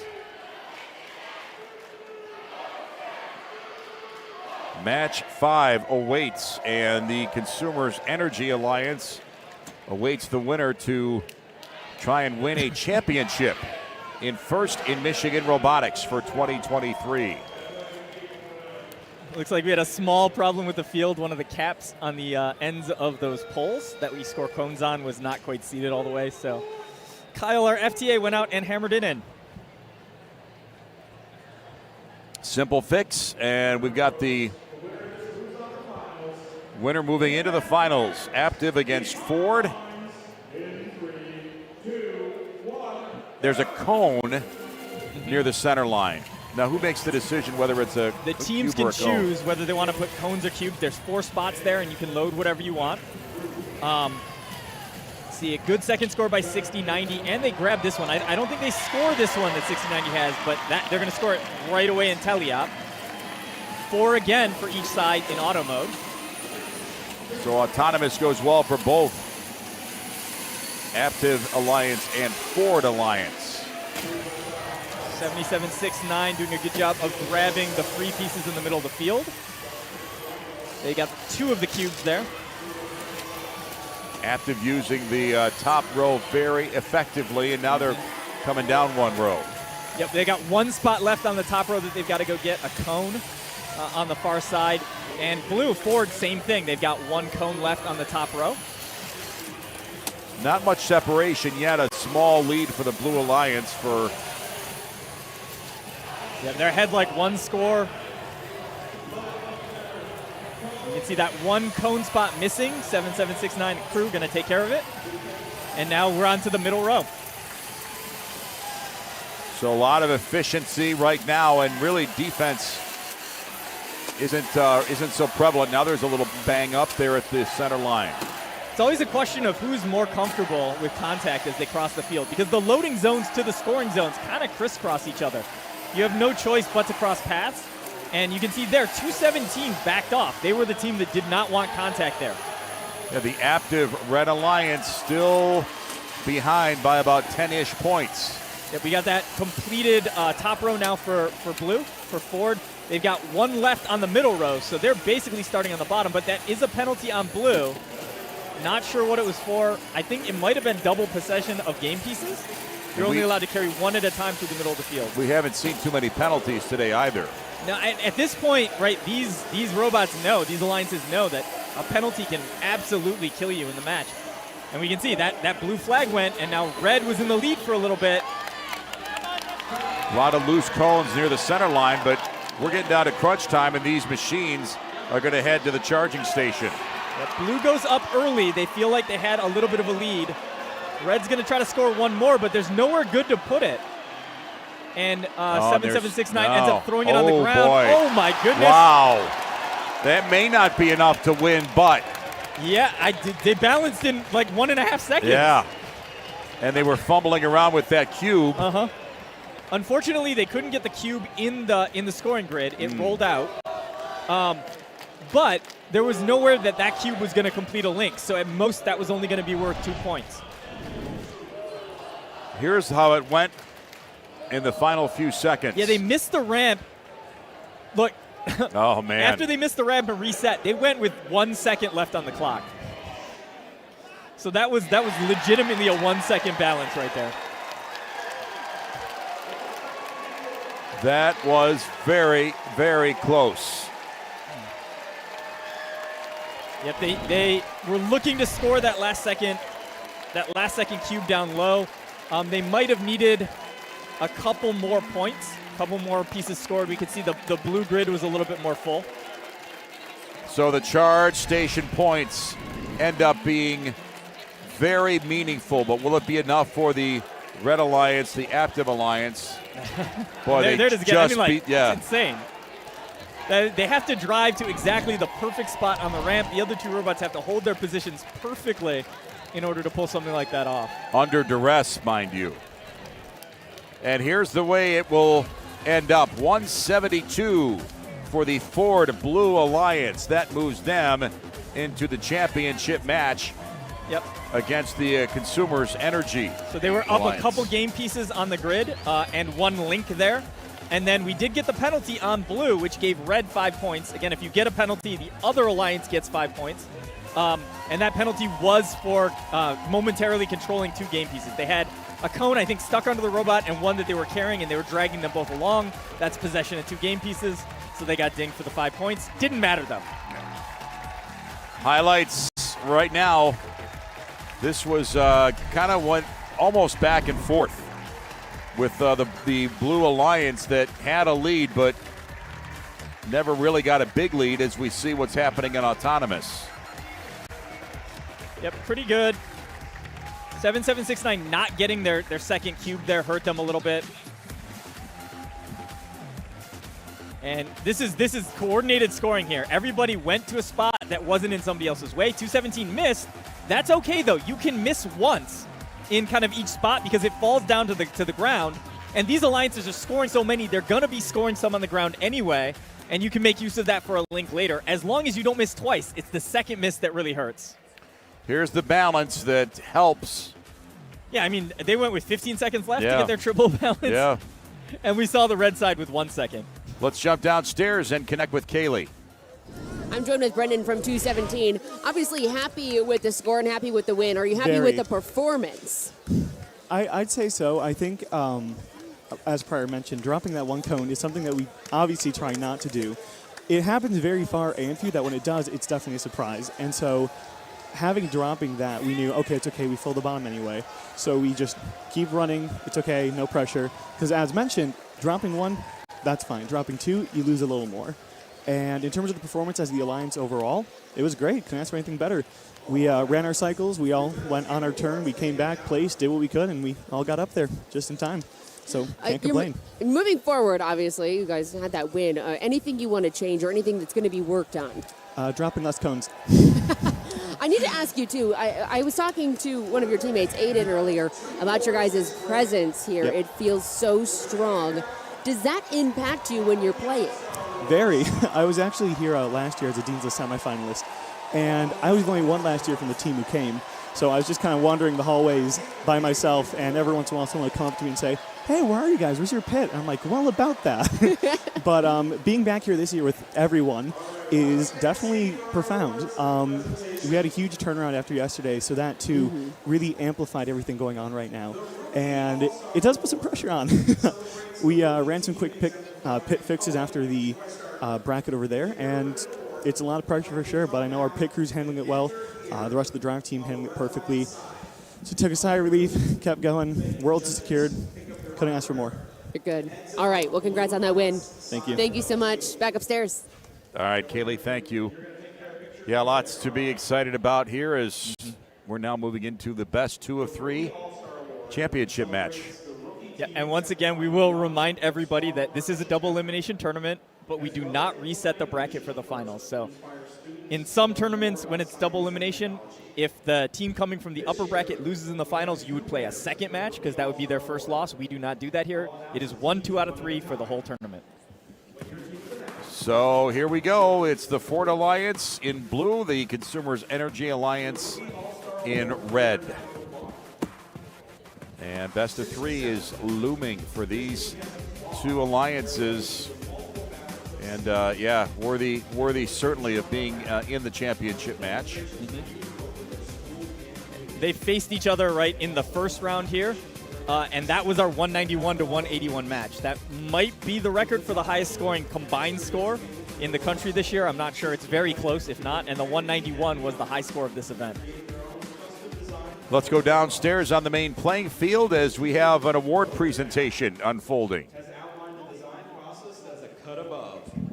Congratulations to team 9148, Atlas from Westland.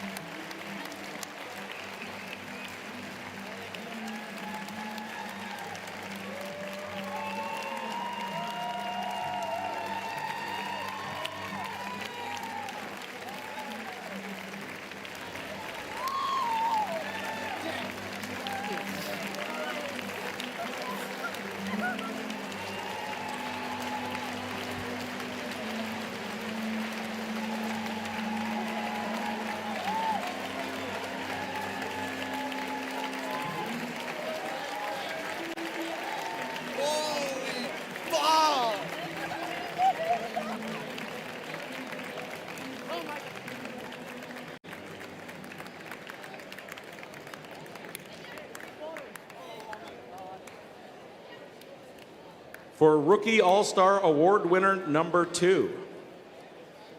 Distance brought this nuclear team closer, and they were able to fuse together a crew which ignited interest and excitement. They engaged in advocacy outreach with STEM Saturdays, bumper construction workshops with clinics planned on CAD design, public speaking, and bridge design. They maintain a website that shares lessons learned. Their YouTube channel has garnered 5,000 views. 2 towns, 2 programming languages, 1 rubber ducky. The judges expect this team to continue to be a strong advocate for FIRST for many years to come. Congratulations to Team 9312, Nerd Spark from Albion.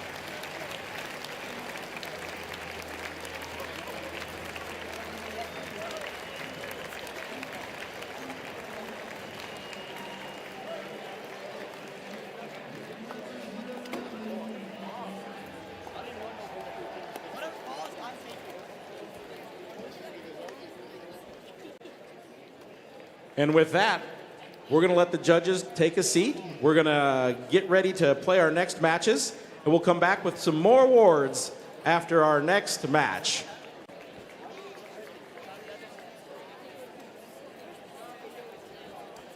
Let's rejoin Kaylee Marentet downstairs on the field.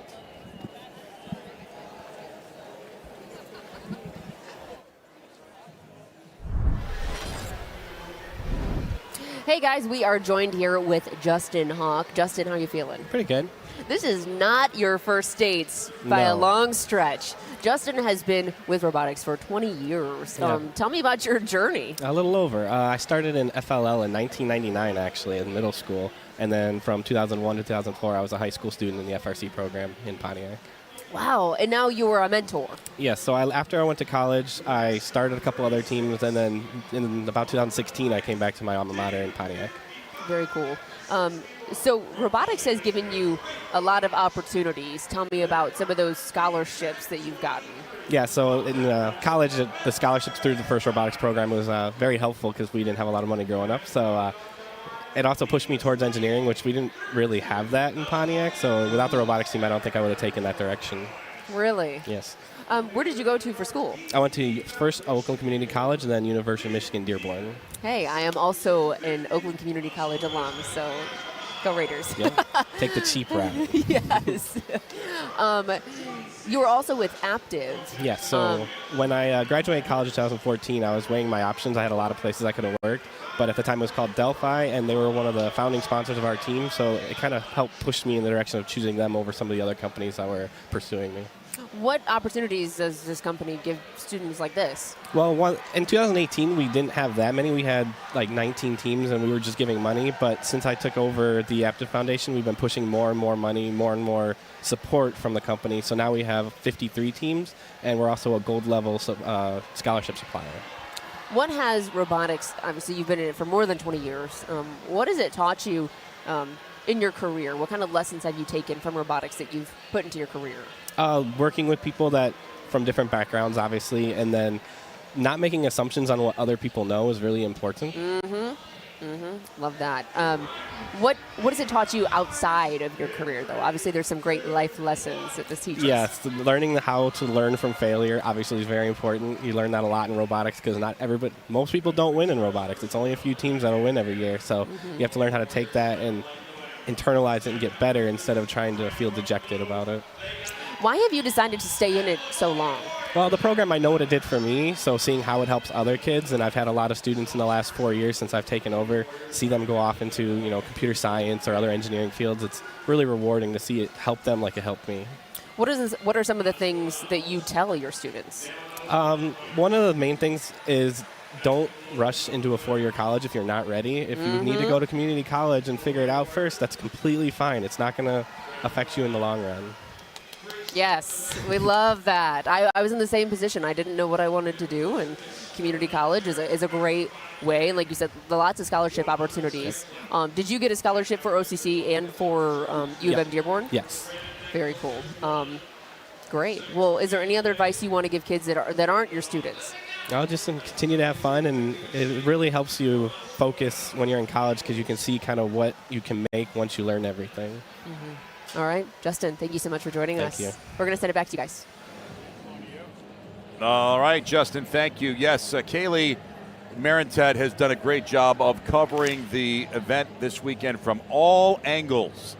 And she has a direct question right now for Dan Kimura. Kaylee, what do you have for us? First of all, thanks, Dan. I appreciate it. You're doing a great job, too. It's so fun working with you guys. But I was sitting down here, and, this last season was my first season working with you guys and working with First, and I had never been to an event before where literally everybody gets up and dances and knows every single dance. Dan, was this something that happened when you were in First and you were in high school? Is this something that's ingrained in First?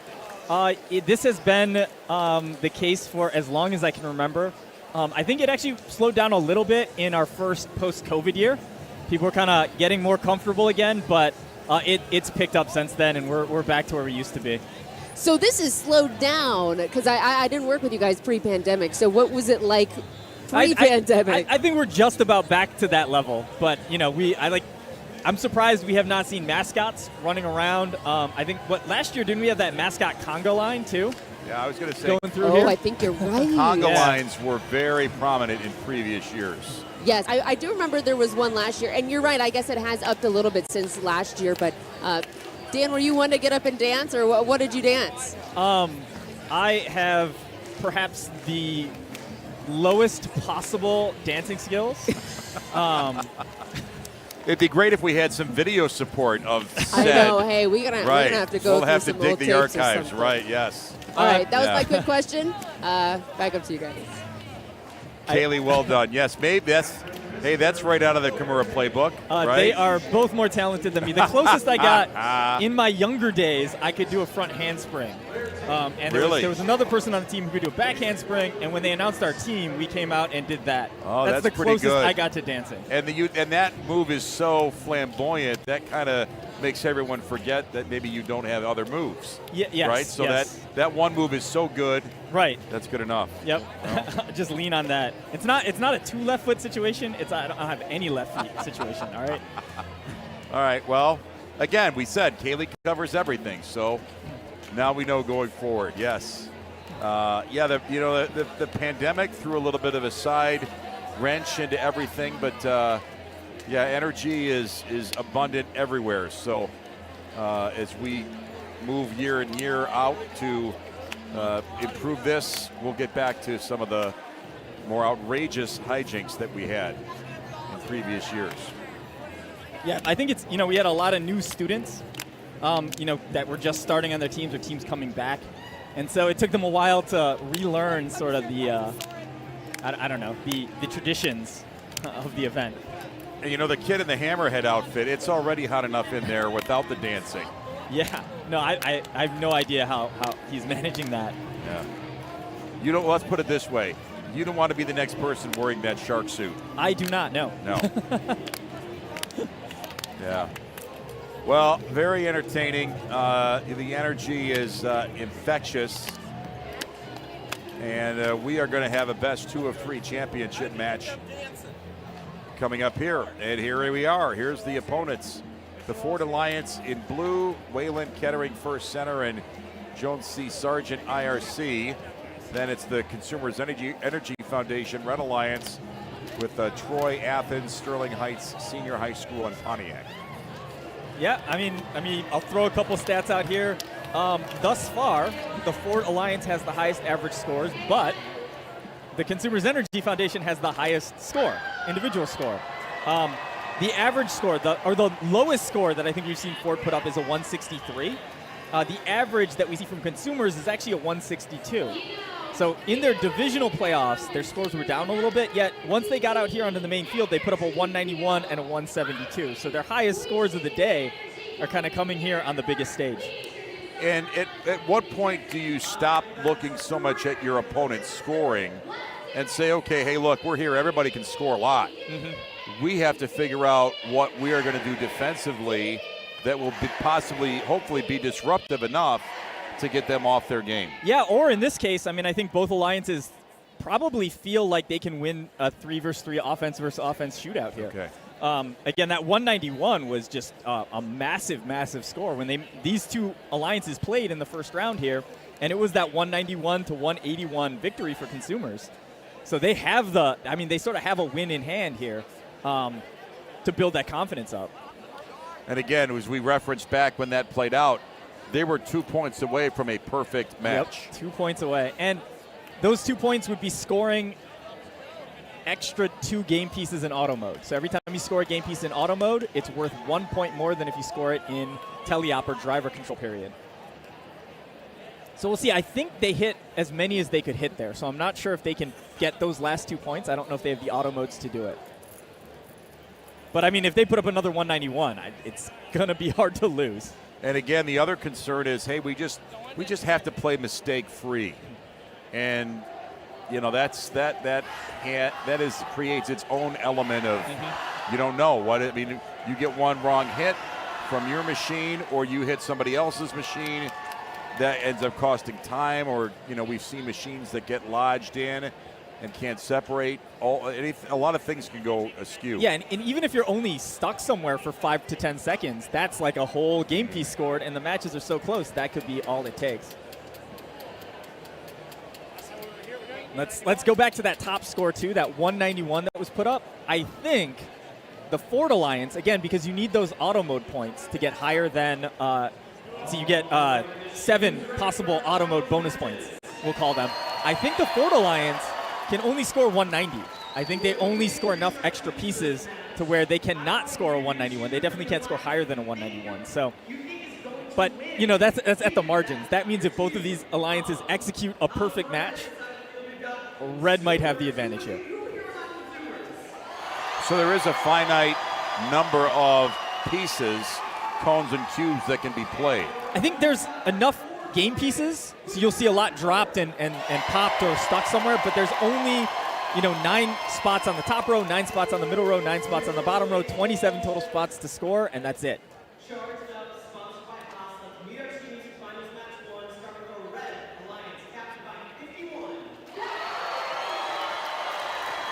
How are these teams and these kids, what's kind of their emotional mindset right now? So you have to fight the adrenaline kick, right? Yeah, there's like a hump here, mentality-wise. When you make it to the finals, you're gonna win hardware. You're going to get that silver medal. You're going to be the finalist. And that can have a positive or a negative effect on your team just based on your mentality. If you feel like you're lucky to be here and you did not expect to get a silver medal and now you've got a silver medal in hand, that might have you, back off the gas a little bit. You might be comfortable. Or it could, say, hey, look, worst case scenario, we get the silver medal. Let's go out and do our best and really bring out the best in the alliance. So, I've seen some nerves get in the way as well. It's tough being out there now, and there's no other alliances out there. They're standing on the field, looking at each other, and all 160 teams are here watching them. They know the webcast is going. They know that we're broadcasting. We're talking about what they're doing, and that can be nerve-wracking. The key is there are some extremely experienced veterans out there. 217 we talked about, that is a team that has been around for a long time. They have a lot of experience. 51 is, I think, one of the original teams. They were actually two teams that merged to become 51, but I think they were, if not an original team, one of the earliest teams to join the competition. Their coach has been their coach for a number of years. He has a lot of experience as well. 1506 is another team that has really been around for a while and built up a very strong program. So you have people on these teams that have this experience that can get everybody calm, can get everybody in the right mindset, but they have to do it. We watch these, pregame introductions and shaking hands. Hypothetically, some people might cynically say, "Oh, that's forced." But you've been a coach. Mm-hmm. You know that's real, genuine sportsmanship on display down there, right? Oh yeah, it is for sure. And I mean, like in other sports, 90% of the time you get good sportsmanship. Occasionally stuff happens in the handshake lines. We don't get that here. No, never get it. And then as a former coach, what are you trying to communicate to your team right now just to make sure that they're not too high and not too maybe anxious? Yeah, my drivers, it'll always be like, you know what, you've done this before. You know what to do. Just execute. If anything weird happens, I'll make the call. I'm back here. You can trust me. I'll take care of any of the problems that come up. And then sometimes you pop over to the other alliances and just be like, hey, look, if we execute the way that we've been executing, we're winning this match. So we don't have to do anything crazy. Just do what you're capable of doing, and we're going to be fine. Yeah, if you've gotten this far, confidence is not really an issue. Mm-hmm. The confidence is there. So let's see who can strut their stuff in this first of a best-of-3 championship match. And Autonomous begins. You got a miss from mishandle right on the jump for the Red Alliance. That's Consumers Energy. Second score is good for 60-90. Second score is good for 51. I think we're tied. Big points across the board. Yeah, you can't do much better in Autonomous. Now, Blue does have the advantage because they had two robots holding a game piece as soon as auto ended, so they're going to get a couple quick scores and jump out into the lead. Then Red's going to answer back. Metal Muscle grabs the cube and drops it, then cruises right over that charging station ramp with authority. And again, that is a move they're comfortable making. Yeah, we pointed that out earlier. Like, there's no reason for them to go over the ramp there, but they're so comfortable doing it that they just say, hey, that's the cleanest path. We're gonna take it. And that's really good. It helps keep them out of their partner's way. Wow, you said offense. Here it comes. This is all offense. A little bit of a mishandle for the Wings of Fire robot grabbing a cone. Yep. And let's see if they can safely drop it. Boy, taking a little time, but they do execute. That is top row complete for Red. Blue is not done with their top row. I think they're 2 cones short, but Blue does have a head start on the second row. Meanwhile, Red looks like they're going ground level afterwards, and that could be a problem. Yeah, Red has got a lot of game pieces on the ground level, and that could come into play here. You need those extra points. Remember, it's 1 extra point if you score in the middle, 3 points in the middle, 2 points on the ground. That was a good link, though, completed there. Yeah, Steel Armadillos with that cube drop. And boy, points are back and forth. This is outrageous. Quick link for Blue. Blue's finished with their top. Blue's almost finished with their middle row. Chicken's right here. Thunder Chicken's going to finish that middle row. And now it is ground row for Blue, whereas Red still has 4 spots left on the middle row. 3, now 2. We could see 2 full racks here. They are both on pace to do it. And you wonder who's going to jump first to go to that charge station, but Boy, they don't want to leave any points on the floor with cubes and cones. Yeah, you can't go first, but you can't miss either. Wow. And a mishandle there by the 818 Consumer Alliance Steel Armadillos robot. Finally unloading that cone, only 10 seconds. Full rack on now blue. Now they got to go. Full rack on red. If they both hit this, the Red Alliance machine, they will not finish at the charge station. Now here's the thing, I don't think that score was fully updated. Just looking down, they were tied at the end of auto mode. I think Blue's rack is completely full, Red's rack is completely full. So I think that if there wasn't a penalty, they were tied going into that end game. It means Red had to go for that last score. So here's the last 10 seconds as we watch the last push, and the Red Alliance just sit, please. I promise Blue is up and balanced. Red missed it. Red took a little bit longer to score that last game piece and just did not quite have enough time to get back to the ramp. But I mean, it was a game of chicken, right? Because if you stop, it was a game of Thunder Chickens. If you stop scoring and you go to the ramp and the other team is able to put one more up, you're in trouble. Amazing. We'll tally up the final points. And man, I'll tell you what, it's too bad that these teams, it's best 2 of 3, because we could watch these 6 machines go all day long.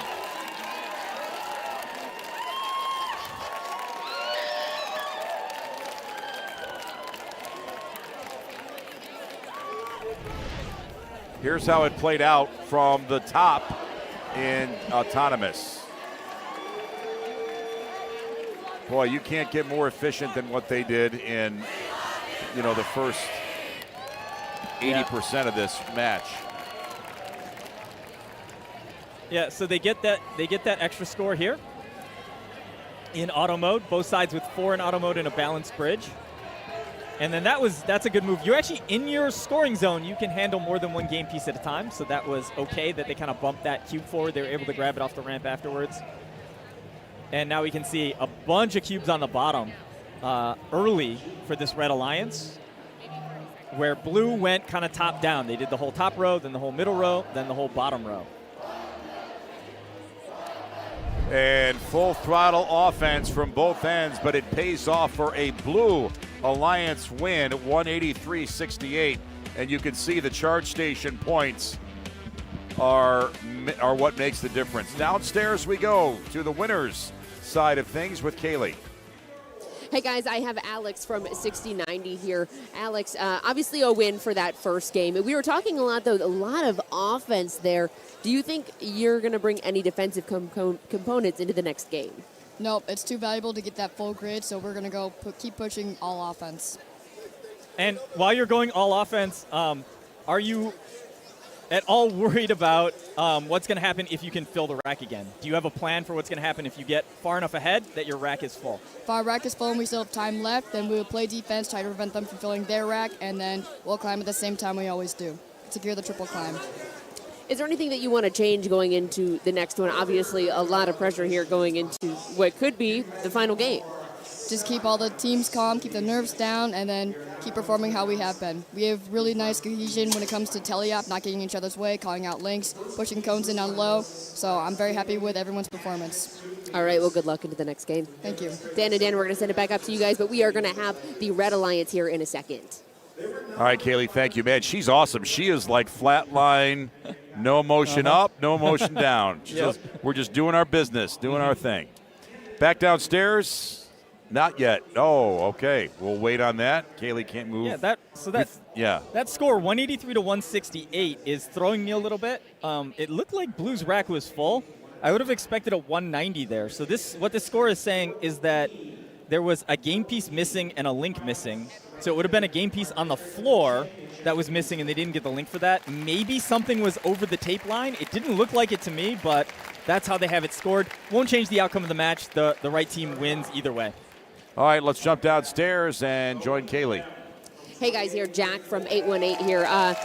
Obviously not the outcome you were hoping for the first round. Anything that you guys are going to change going into the next one? We're just making sure all of our drive trains are good. I know we had a couple issues at the end there trying to balance just communication. We were just trying to make sure we had all of our links scored before we went up, and we just went up a little too fast and kind of slipped off a little bit. So just making sure to take it slower and all together instead of all at different times might help us to get that balance and then get the max score again that we got the first match. So how are you balancing the two competing issues, which is that you have to keep scoring to keep up with the other alliance, but you need to have enough time to get your triple balance at the end? We're having our drive coaches kind of look at the score and see what's going on and what they're doing and what our links are compared to their links to see if we need to do one more cycle or if we need to just balance and if we can win the game without having to do that last minute cycle to make a balance harder. So it really just depends on where we're at in the game and just giving us enough time to balance, which that time we didn't have enough time. We kind of cut ourselves a little short, but just looking at that in the future. All right. Well, thanks for joining us here. Good luck in the next match. Thank you. Dan to Dan. All right, Kaylee, thank you. And yeah, always nice to get both perspectives on how this championship match will unfold as we pivot and look at the first Dean's List finalists. Yeah, you can think of the Dean's List essentially as the MVPs. These are the all-stars of the league. Each team can submit, I think, a couple kids from their team. They do it with an essay. And then all those essays are read, there are interviews, and the judges will choose who they think kind of the top people in the league are. And is that when does that process for selection start? It actually starts earlier in the district event. So you have to go to your district event, interview there, and then you get passed on to the finals here. And you can see not a lot of names on that list, but a lot of teams here. So this is a big deal. If your name is on this list, it is a big deal. And downstairs we go to Kaylee. I have Christy Scarponi here with me with first. How are you feeling today? I'm doing good. Feeling great. Yeah. Excited to be here. Yeah. Well, we're glad you're here. Yeah. Tell me about your role with First. Sure. So I'm on the development team at First, manage a portfolio of our sponsors. I've been here for 9 years. I'm the director of corporate relations.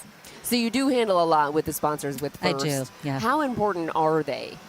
Well, the programs do not run on their own, and from the sponsor perspective, it's both the financial support and also the human capital that they bring via volunteers, judges, mentors. So they are the lifeblood of what we do.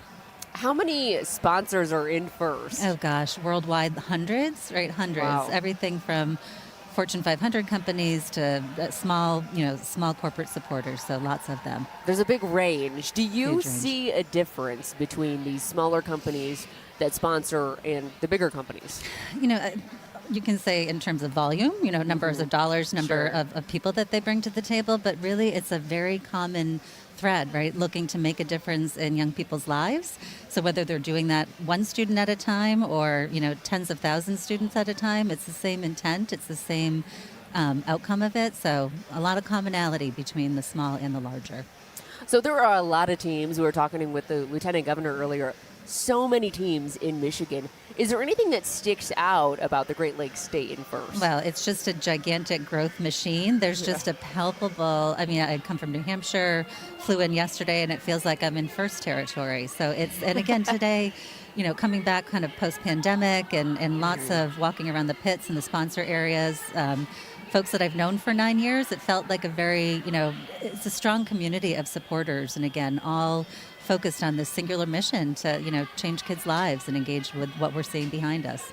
So the pandemic did obviously put a hold on First. Have you seen a difference with sponsorships pre-pandemic and post-pandemic? Yeah, there was obviously a lot of shifting of people moving from different jobs to different jobs, a lot of resignation within schools too, but it's coming back, right? And I could feel it and hear it in conversations today too. We're still here. It might look a little bit different post-pandemic, but it's all coming back. Yeah. Awesome. So what do you want to tell companies that maybe know about First and aren't sponsors or aren't involved, or maybe they're not even in STEM? Yeah. What do you want to tell them that want to get involved? Yeah, again, there's loads of different ways to do it, but just, if you start with a team, start with supporting First in Michigan, there's lots of different entry points, right? And there's no right or wrong way to get involved, but to, please come and be a part of the movement. It's exciting. Very exciting. Like today. Lots Like of today, energy, yeah. charged up. All Yeah. right. Thank you so much for your time. We Thank appreciate you you. being here. Thanks. All right. Dan and Dan? Kaylee, thank you. Yeah, there is, let's build off that because there is really, the kids have energy, but they need resources. Yeah. And the resources come from corporate sponsors that want to give back and grow this organization and this experience in Michigan. Yeah, everything is powered by the sponsors. So teams need not only robot parts, they need a place to work. Often companies will sponsor you by giving you some area in their shop or their warehouse to work. Some teams work out of their schools.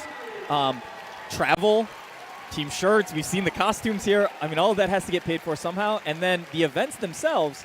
Teams do pay a little bit to register for the events, but that actually doesn't cover the entire cost of the event. So the events as well will have sponsors that help. All this pipe and drape, the fields, the setup, all that stuff has to come from somewhere. Yeah, there's so many different ways to get involved, and we're so glad that there's so many businesses and business leaders that want to continue to blow this up even bigger. Let's reconnect with Kaylee downstairs. Hey guys, thanks for joining us. I'm here with Carrie from Magna International. Hello, everyone. Thanks for joining us here today. Thank you for having me. Is this your first time at States? It is my first time at States, and I'm very excited. It's been very cool seeing all of the matches and just all of the excitement going on here today. It's awesome. Lots of energy. Absolutely, yes. Lots of energy is for sure. So tell me about your role with Magna. So I am a chief engineer in our innovation team for Magna International. I've been with Magna for over 21 years, and today we are the volunteer sponsor for States. Very cool. Why is it important, or why do you guys get so involved with robotics? Yeah, so Magna, specifically locally in Michigan, we have over 30 teams that we're sponsoring, and many of who are here today, and some date back to over 22 years that we've been their sponsor. So it's really important to us because we have children who are on first teams, we have employees, many employees globally who are coaches and mentors, and our divisions provide parts. We go through CNC machines and really help to teach the students and do everything like that. And it really not only gives back to the community, but it's our future. It's our future employees, it's our future engineers, software developers, program managers, marketing. I mean, everything that goes into first in these competitions, it's not just about engineering. And working in a team and seeing the problems that they face on a minute-to-minute basis and coming up with new plans, that's real-life applications. And these kids really are going to have a step above the rest going into college and going into their careers. And that's who we want from Magna, and that's what we want to be a part of. Do you guys recruit a lot of students that were in first? Absolutely, yes. As a chief engineer, if I get an interview and see someone coming in and says, I was a part of the first robotics team, I drove the robot, or I made our website, or I helped to manage the team. That's something that right off the bat you mark down, and they have leadership skills, they have technical skills. So yeah, we definitely love to recruit people from first. So you guys are big volunteers here. Yes. Why be so integrated into this? Again, it's just something that we are so integrated in, and we have so much involved in the teams itself. It's definitely, we want to be here anyways. So being a volunteer and getting more involved is just, it adds to that excitement. It adds to getting our name out there, not only for recruitment, but just, supporting our teams, really. Okay. Carrie, thank you so much for joining us here. It's been great. Have fun at your first tournament. I will, yeah, it's awesome. Thanks, All right, everyone. back to you guys. Bye. All right. Thank you much. The awards are continuing downstairs, but again, we've just, we get so much firsthand contact with the corporate sponsors that make such a big impact on all the robotics events all across the state all season. And let's reintroduce you to another one. We go back downstairs with Kaylee and Lila Christie.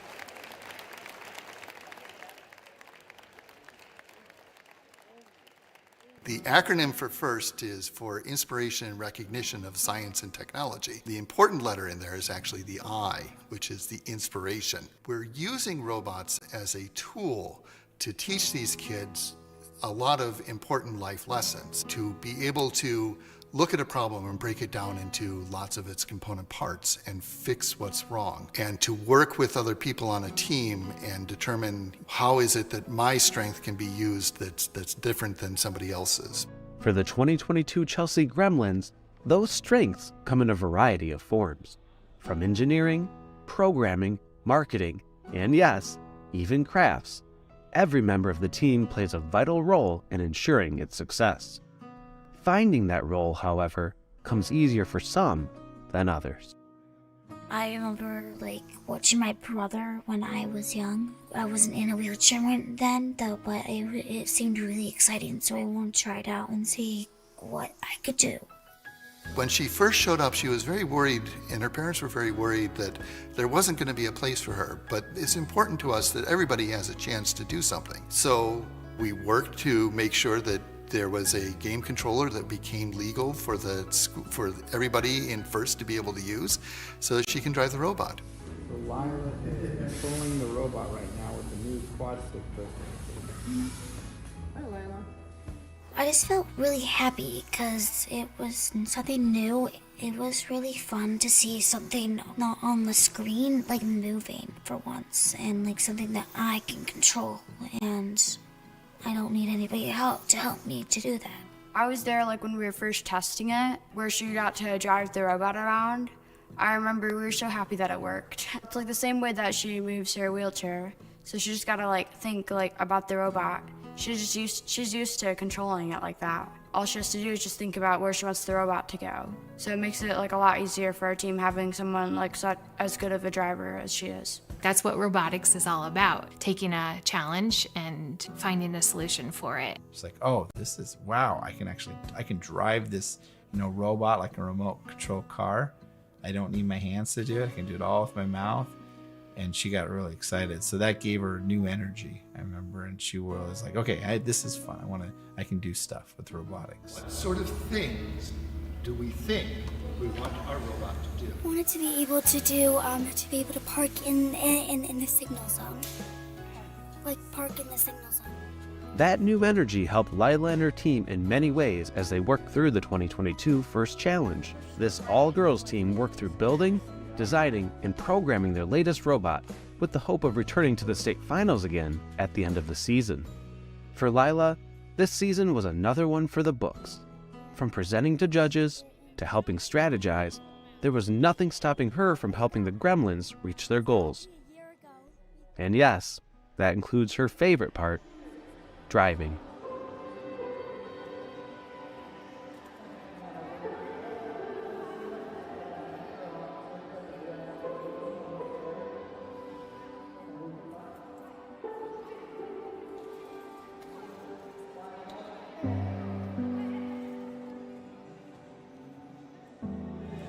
We won! Yeah, we won. Let's go. Every single time we get a battle, we're just jumping and just celebrating, and we get really hyped up, especially when I'm driving. I feel like I did that. Whoa. You did a good job out there keeping your wits about you. After the first cone didn't go down, you just did it. I was proud of you. We are literally rewriting the rules because of the impact that Lila is having on this program and on first overall. And I really hope that there's somebody else out there who can see what Lila does and understand that they can participate too. There's nothing holding them back. That's what's so amazing about Lila, her parents and her teammates. It's the strength and perseverance that they showed to find a solution that worked for her. And that's the beauty of robotics. It's all about problem solving, teamwork, and supporting each other in a way that makes everyone stronger as a whole. That's why we're so passionate about supporting Michigan First Robotics. Consumers Energy is proud to cheer on teams like the Chelsea Gremlins. Lila and her teammates inspired us throughout the 2022 season as they once again reached their goal of making it to the state finals, proving that with a dream and a few creative minds, anything is possible.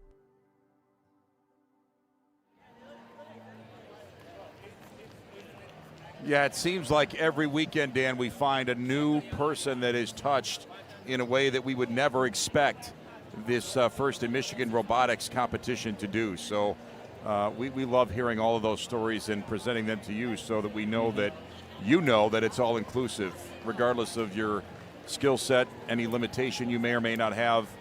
Michigan, First and Michigan Robotics wants you involved. Yeah, for sure. We'll have more in a moment as we continue from Saginaw Valley State. The championship match continues here from SVSU.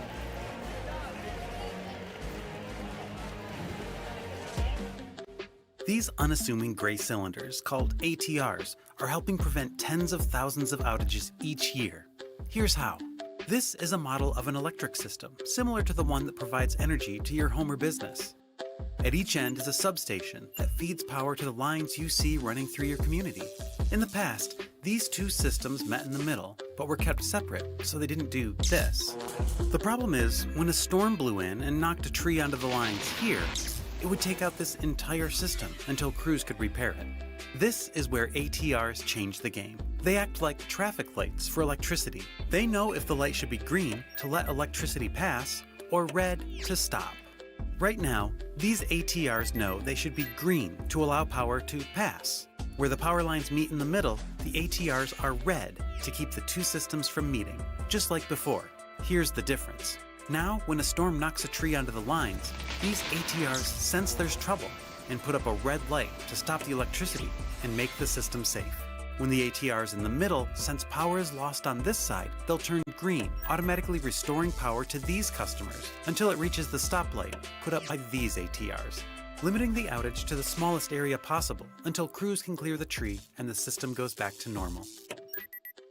ATRs are part of a modernized system that's already helping prevent tens of thousands of outages a year. So be on the lookout. If you see crews installing ATRs in your area, that means your power just got more reliable. Consumers Energy, a force for you, a force of change.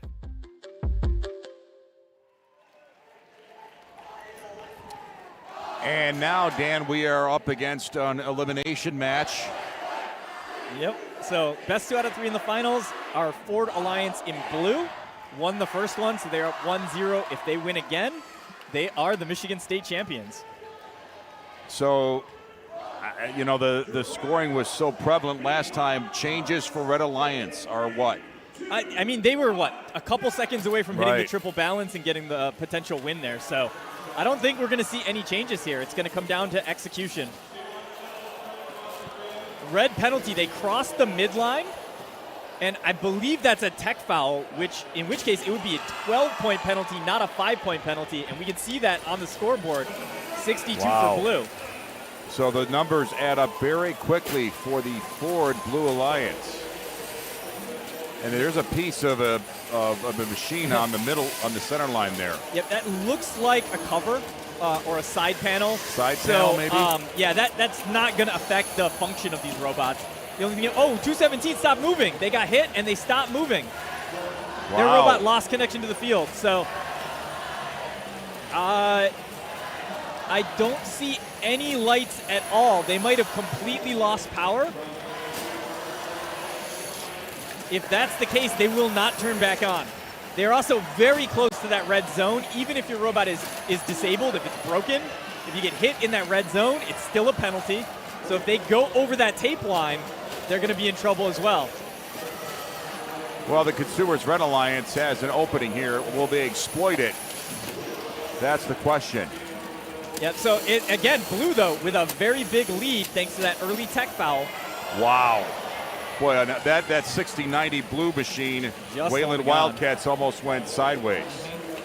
Yep, again on contact. So it looks like red is happy to look for contact here. Again, 818 is just hammering people as they cross the field.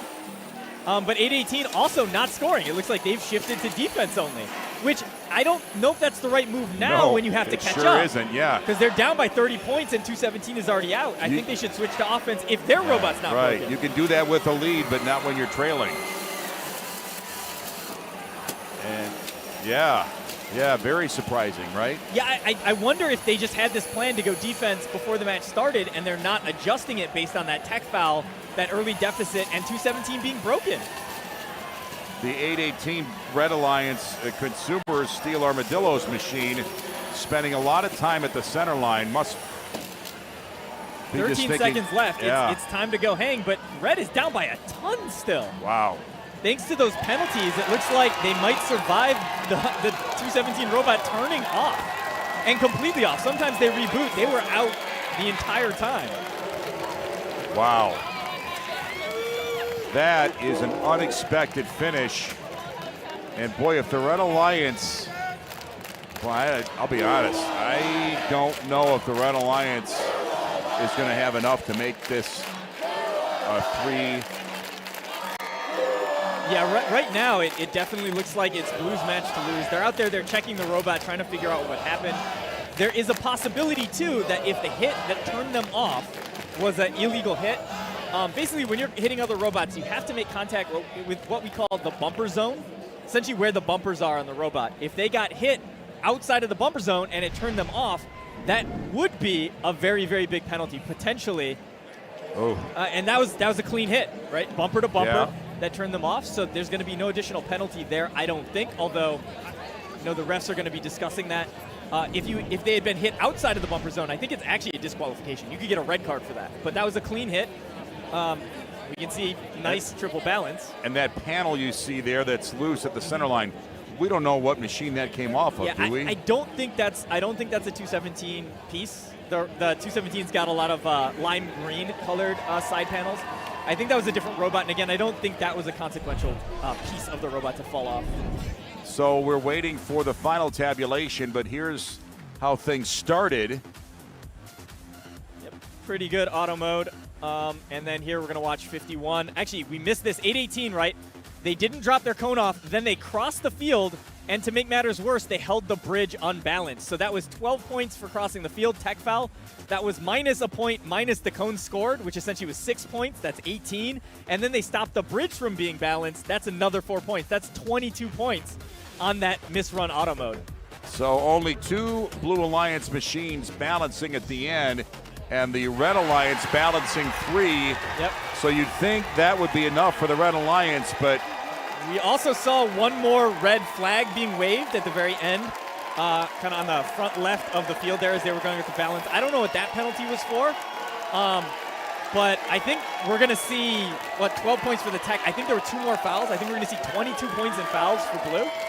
On red, giving Blue 22 extra points, which is a massive amount. I mean, that almost makes up for 217 not playing. I mean, that, I think, completely makes up for it. well, certainly a very bizarre way to play out our second match. And again, if it's a Blue Alliance win, which we'll see, but there it is. Yep. It is a Blue Alliance win, and that means that Ford Blue Alliance, their state champions, break down the scoring for us. It was just the grid. They fell behind on the grid. They got a little bit back in the charge station, but 38-32 is pretty close just because that ramp was not balanced in auto mode, so there was 4 points off there.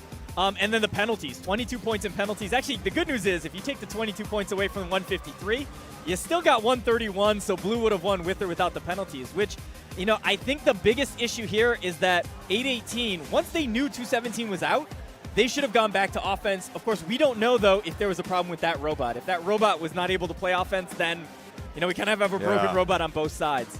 And I am getting word that 217's robot, on that hit, their battery actually unplugged. So that's something, usually you had a zip tie or Velcro to that, so it can't unplug. Looks like they skipped that step and got unlucky. Let's talk to some winners downstairs with Kaylee Marentet. Hey guys, down here, I'm joined by the Blue Alliance. How are you guys feeling right now? Beyond excited. It's been a decade since Thunder Chickens has been in finals, let alone one, and we're back. So I want to ask you, obviously, you had a bot down.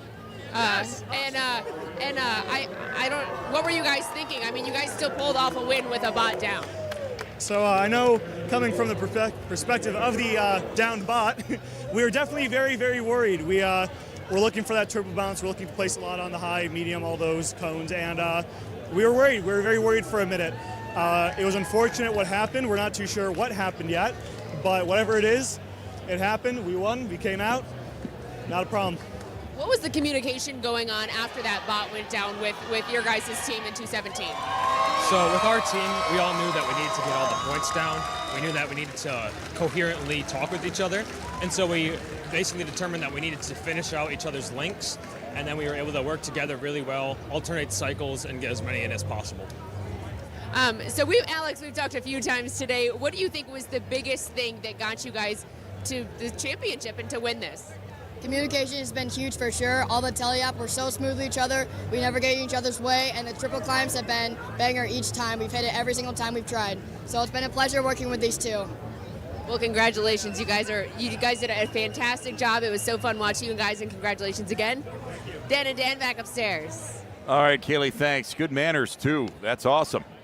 Yes, thanking your teammates. Yeah, lots of excitement here. We're going to, continue reflecting on this great weekend of robotics competition. So many teams come together. There's only one champion, but here's the bracket champion as it played out here today at Saginaw Valley State. I mean, Ford going down to the lower bracket after scoring 181 points was tough to swallow, but they battled all the way back to the finals and took it.